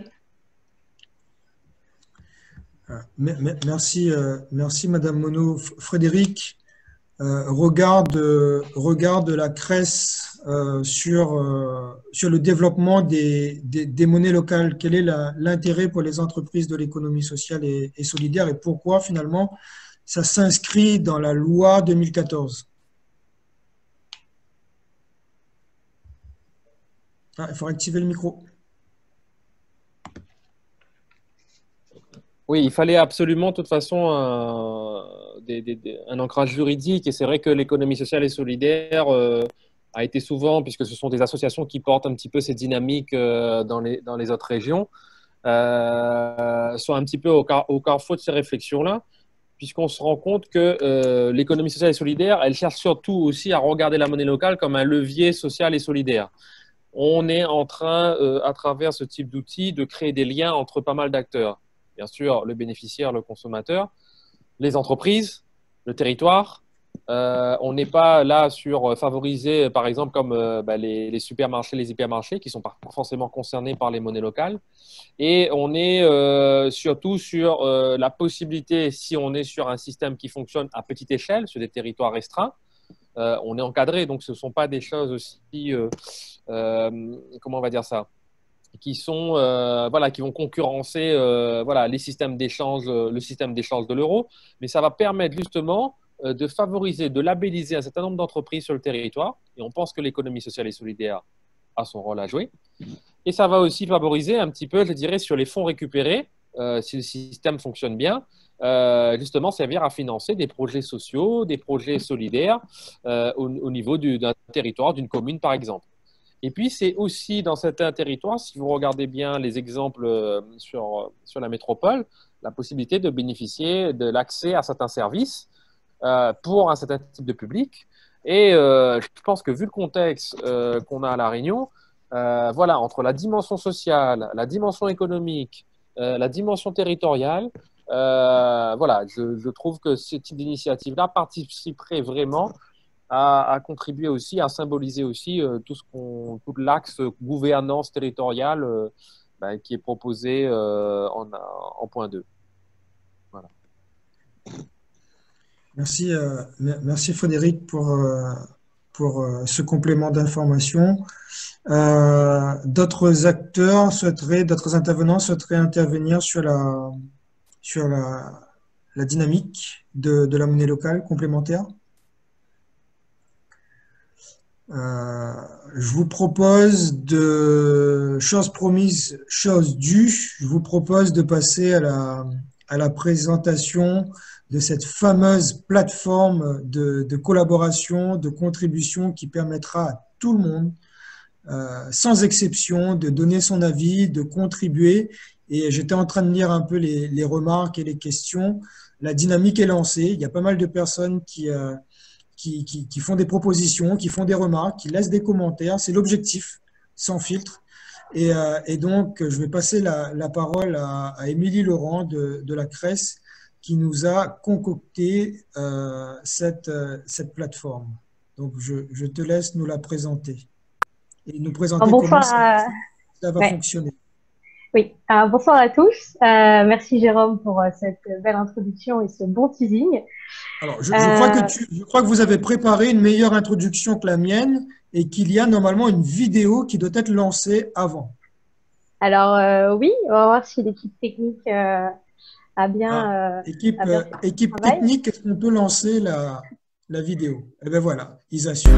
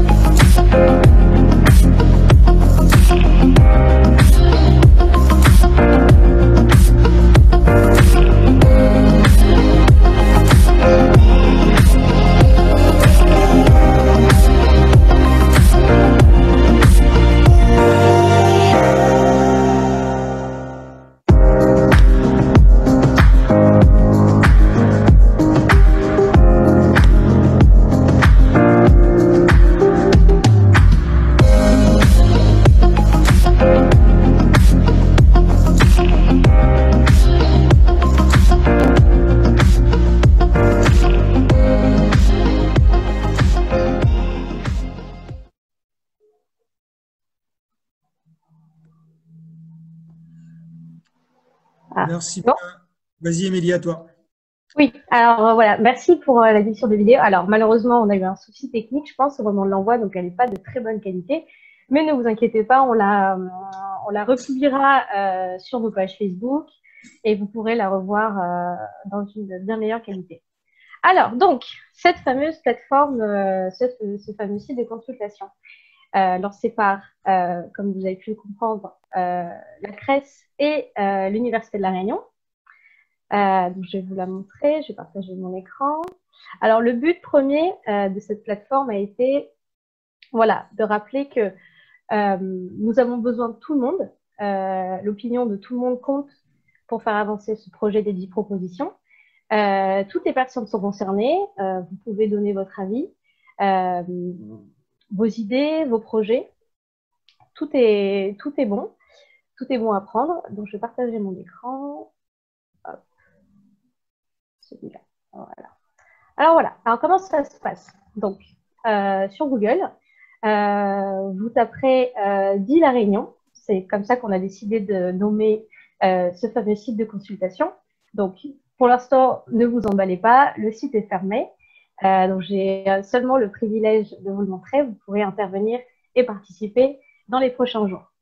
Donc, la page d'accueil, c'est la suivante. Donc, voilà, vous avez en gros le titre en partenariat. Et donc, on a voulu surtout, en créant ce site, donc évidemment, on s'est inspiré de beaucoup de sites de consultation qui existent en ce moment, notamment suite à la crise sanitaire liée au Covid.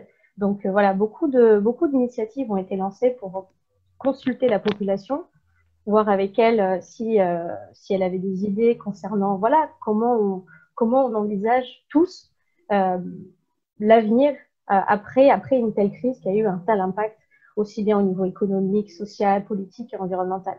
Donc on a voulu partir sur la même idée et faire quelque chose de très simple. Donc, un menu très, très simple, comme vous pouvez le voir, avec un accueil. Donc, l'accueil, c'est un peu l'introduction, on va dire, de ce projet, avec une lettre rédigée par Monsieur Gardodi, ici présent. Donc, voici cette lettre, vous pourrez la lire, très intéressante, qui résume en quelques mots, voilà, la naissance de cette démarche, qu'elle a été, voilà, elle a été initiée par vos remontées, les remontées du terrain, toutes les activités qui ont été lancées par la CRES et l'Université de La Réunion, toutes les remarques, toutes les questions, toutes les difficultés. Vraiment, ça a été un condensé d'informations qui a ensuite donné lieu à ces fameuses 10 propositions. Donc voilà. Voilà. Donc ça, c'est la page d'accueil. Ensuite, vous avez les 10 propositions. Donc là, vous pouvez les consulter. Elles apparaîtront de la sorte. Donc, si vous n'avez pas encore lu le dossier des 10 propositions, sachez qu'il y a 3 axes. Donc là, vous pouvez voir les différents axes et les propositions qui sont incluses. Donc là, vous avez une vue, on va dire, un peu globale sur une page de tout ce qui est consultable. Là, imaginons, vous êtes intéressé par la proposition numéro 1, qui est ici, qui est symbolisée voilà, par ces icônes. Donc, ce qui se passe, si par exemple vous êtes intéressé par la proposition numéro 1, vous allez cliquer sur cette fameuse proposition. Et donc, vous avez le détail. Donc, ça reprend le document PDF rédigé, pardon. Donc, c'est voilà, ça vous évite un peu de la relire, même si vous avez quand même accès à ces propositions. Donc là, vous avez une synthèse, les exemples de projets. Donc, tout est fait pour que vous compreniez en quelques clics, voilà, qu'est-ce qu'on entend par proposition numéro 1, construire un plan de relance juste et durable pour et avec toutes les organisations de l'ESS. Voilà, donc vous avez un premier aperçu. Vous pouvez partager sur les réseaux sociaux. Et ensuite, qu'est-ce qui se passe? Donc, vous avez plusieurs actions.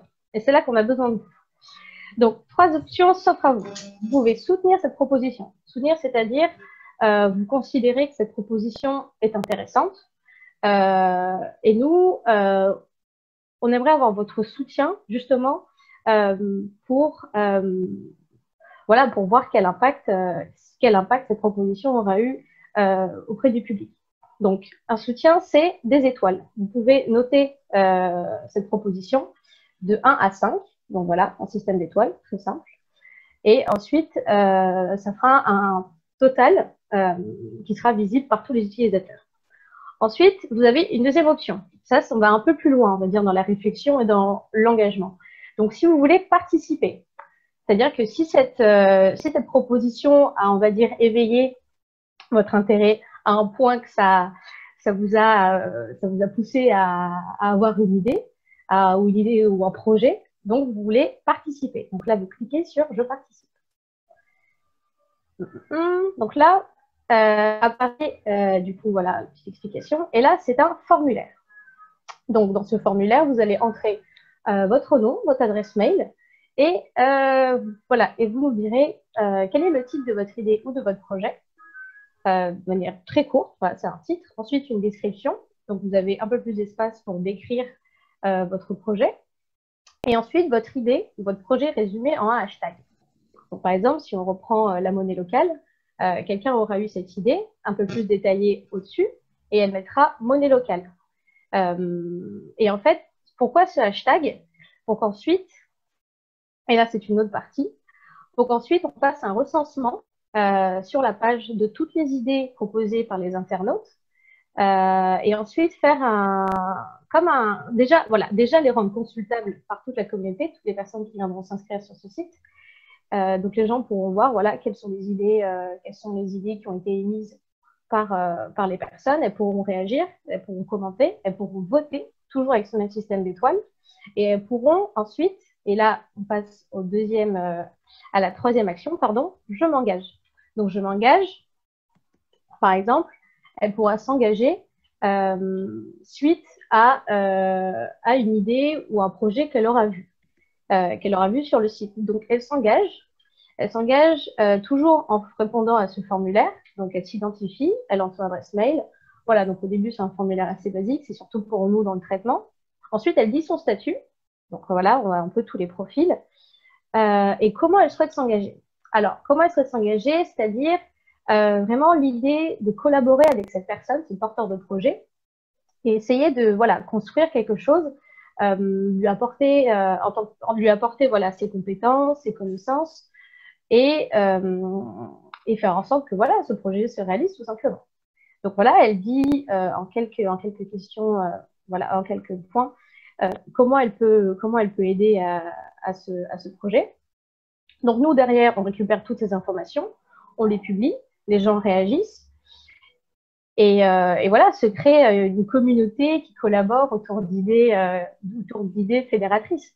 Donc ça, c'était vraiment le but. Les gens sont vraiment acteurs de cette plateforme. C'est eux qui gèrent vraiment les propositions et le développement, et peut-être à terme la réussite de ces projets et de ces propositions. Ensuite, qu'est-ce qu'il faudrait que je vous montre? Voilà, donc il y a des espaces de commentaires qui sont ouverts à tout le monde. Vous pouvez commenter, répondre, réagir aux autres commentaires, les aimer, ne pas les aimer, un peu comme sur Facebook, hein. C'est à peu près le même concept. Et je reviens sur les hashtags. Les hashtags vont servir à... Attendez, alors là, vous voyez. Voilà, les hashtags vont servir à ça. Un classement, comme je vous disais, un classement des... on va dire des idées et projets de la communauté. Voilà, on voulait faire un top 5 pour que les gens voient à peu près quelles sont un peu les idées populaires ou fortes du moment. Donc, chaque semaine, on sortira ça et ça ressemblera à ça, à peu près. Voilà, donc ici, vous pouvez donner votre avis, vous pouvez voter. Donc, quelle idée du top 5 soutenez-vous? Voilà, vous choisissez, vous votez, vous soumettez.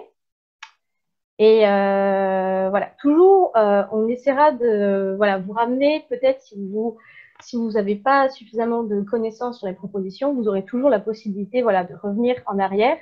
Voilà, on met des petits boutons de clic comme ça pour vous ramener, par exemple, aux propositions si vous voulez avoir plus d'informations. C'est toujours possible.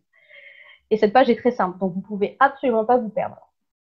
Et encore quelques petites fonctionnalités qu'on va intégrer très prochainement. Parce que voilà, on voudrait que ce site soit vraiment vivant et actif, en plus voilà, de l'activité que générera les internautes. Toujours montrer en quoi les propositions et les idées et les projets s'inscrivent dans quelque chose de réel et de concret. C'est pas juste quelqu'un émet une idée pour que quelqu'un d'autre commente et voilà, ça s'arrête là. Non. Nous, on veut vraiment qu'il y ait un suivi. Et donc, pour ça, on va créer une section qui sera voilà, une section actualité, rien d'incroyable.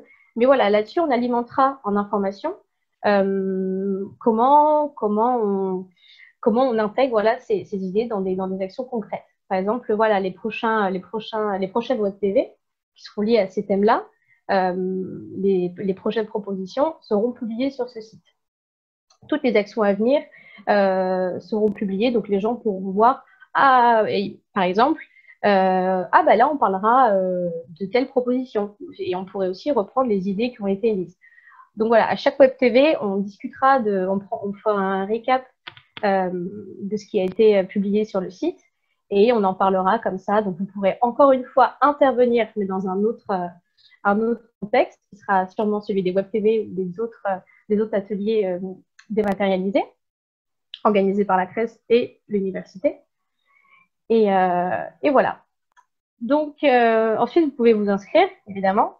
Donc, si vous voulez vous inscrire, c'est par exemple pour recevoir voilà, toutes ces informations, comme par exemple la publication des nouveaux articles, les informations liées à l'activité de l'ESS à La Réunion, et peut-être celles des autres structures aussi qui aimeraient publier ou utiliser ce site comme un peu intermédiaire pour communiquer. Donc voilà, nous contacter évidemment. Si vous avez des questions, on est à votre disposition, donc n'hésitez pas. Et je pense qu'on a fait le tour. Voilà. Ah oui, on publiera aussi des tutoriels, pour le lancement de ce site. Donc, si des personnes souhaitent avoir, par exemple, plus d'informations ou plus de clarté sur le fonctionnement du site, tout simplement, nous ferons des vidéos tutoriels pour expliquer comment on utilise ce site, comment on met un commentaire, comment on réagit, nos formulaires, toutes ces choses-là. Toutes ces choses-là seront disponibles.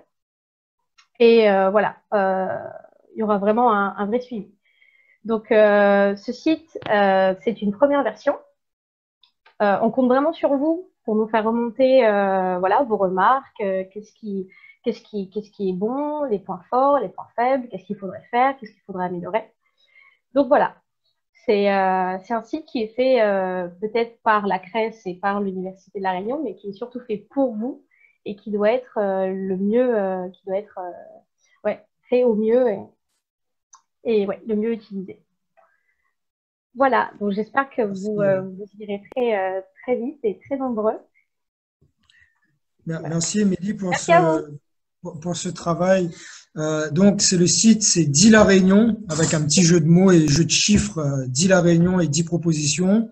L'objectif, c'est que vous puissiez soutenir les démarches, donner votre avis, contribuer en y mettant vos contributions financières ou de compétences ou matérielles, comme vous le souhaitez.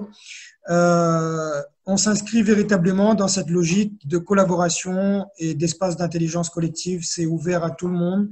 Nous avons des axes qui sont relativement génériques, dans lesquels peuvent s'inscrire l'ensemble des activités, l'ensemble des secteurs de l'économie sociale et solidaire, mais également hors économie sociale et solidaire. Donc, nous comptons sur vous pour contribuer à travers ce site. La question qu'on se pose tous après cette présentation, c'est quand cette plateforme sera effective. Alors, elle est déjà… Oui, alors oui. Alors, cette plateforme est déjà effective, mais elle n'est pas encore ouverte au public. Néanmoins, je pense que pour le week-end, on va peut-être vous laisser cogiter sur les idées. Vous pouvez déjà consulter les propositions qui sont disponibles aussi bien sur le site de la CRES, la page Facebook, il me semble, et peut-être sur le site de l'université. Donc voilà, lisez-les. Et ensuite, lundi, je pense qu'on peut lancer ça et allez-y gaiement, quoi. Nous ne manquerons pas de procéder à une communication massive de manière à vous tenir au courant du lancement officiel dès la semaine prochaine. Vous pouvez d'ores et déjà consulter les propositions et aller vous familiariser avec ce site, comme vient de le dire Émilie. Je me suis rendu compte que les échanges sont d'ores et déjà dynamiques et lancés à travers les questions et les réponses, les remarques. Muriel fut très active, Guy, Jonathan. Donc, c'est le genre d'échange, le genre de propositions, le genre de questions, d'avis que nous souhaiterions que vous donniez sur ce site. Ce sera également un espace d'échange. Vous pouvez commenter, laisser vos commentaires et il y a peut-être d'autres acteurs qui répondront à vos interrogations. Vous pouvez également enrichir les différentes dynamiques comme vous le faites en ce moment sur ces espaces de gouvernance territoriale ou sur la monnaie locale. Donc, ce sont des échanges qui sont très intéressants et vous pouvez en faire bénéficier au plus grand nombre à travers ce site. Alors, pourquoi ce site? Ce n'est pas uniquement pour afficher les propositions et les commentaires, c'est que nous souhaiterions, comme je vous le disais, nous sommes dans un processus de changement et nous souhaiterions par la suite rassembler toutes les propositions, les meilleures bien évidemment et les plus intéressantes, de manière à compléter les orientations, les axes qui ont déjà été lancés, proposés à travers ce document. Nous n'avons pas la science infuse, nous avons pu rater quelques axes, nous avons pu rater quelques projets, nous avons pu rater quelques propositions et c'est le moment véritablement de nous en soumettre d'autres. C'est une chance, c'est une opportunité, chaque voix compte. Nous avons l'opportunité aujourd'hui de nous exprimer, nous, acteurs de l'économie sociale et solidaire, de plusieurs voix, d'un même endroit. Donc, n'hésitez pas et partagez au plus grand nombre pour que vous soyez le plus nombreux à intervenir sur cette plateforme. Il est tard, il est 19 h bientôt, ça fait près de 2 heures que nous échangeons. Mais quand on aime, on ne compte pas et quand les propos sont intéressants, on ne compte pas. Mais néanmoins, toutes bonnes choses ont une fin. Donc, permettez-moi de remercier l'ensemble des internautes qui nous ont accompagnés, qui nous ont restés fidèles jusqu'à la fin. Permettez-moi de remercier l'ensemble des intervenants qui ont répondu favorablement à notre invitation et qui nous ont partagé leur expertise et leur expérience et leurs travaux. Quant à moi, je vous donne rendez-vous dans 15 jours. Nous allons continuer la présentation de nos différentes propositions et la prochaine fois, eh bien, nous allons parler de la solidarité, de la Réunion solidaire, comment consolider cette solidarité, comment la faire changer d'échelle, comment la valoriser, comment la promouvoir, comment la former également. Donc, comment faire en sorte que la Réunion devienne une terre de solidarité. Et ensuite, on va parler également entrepreneuriat, innovation sociale, à travers la création de valeurs et de richesses. Donc, un sommaire très intéressant et varié. Je vais également, permettez-moi avant de conclure, de remercier l'ensemble des services de l'Université numérique de la Réunion, sans qui ce webinaire n'aurait pas lieu et bravo pour le travail réalisé depuis quelques mois et merci également à notre partenaire la CRES pour tout le travail effectué en back-office. Voilà. Permettez-moi de vous souhaiter une belle soirée. Prenez soin de vous en cette période et je vous présente nos salutations les plus solidaires. Merci bien.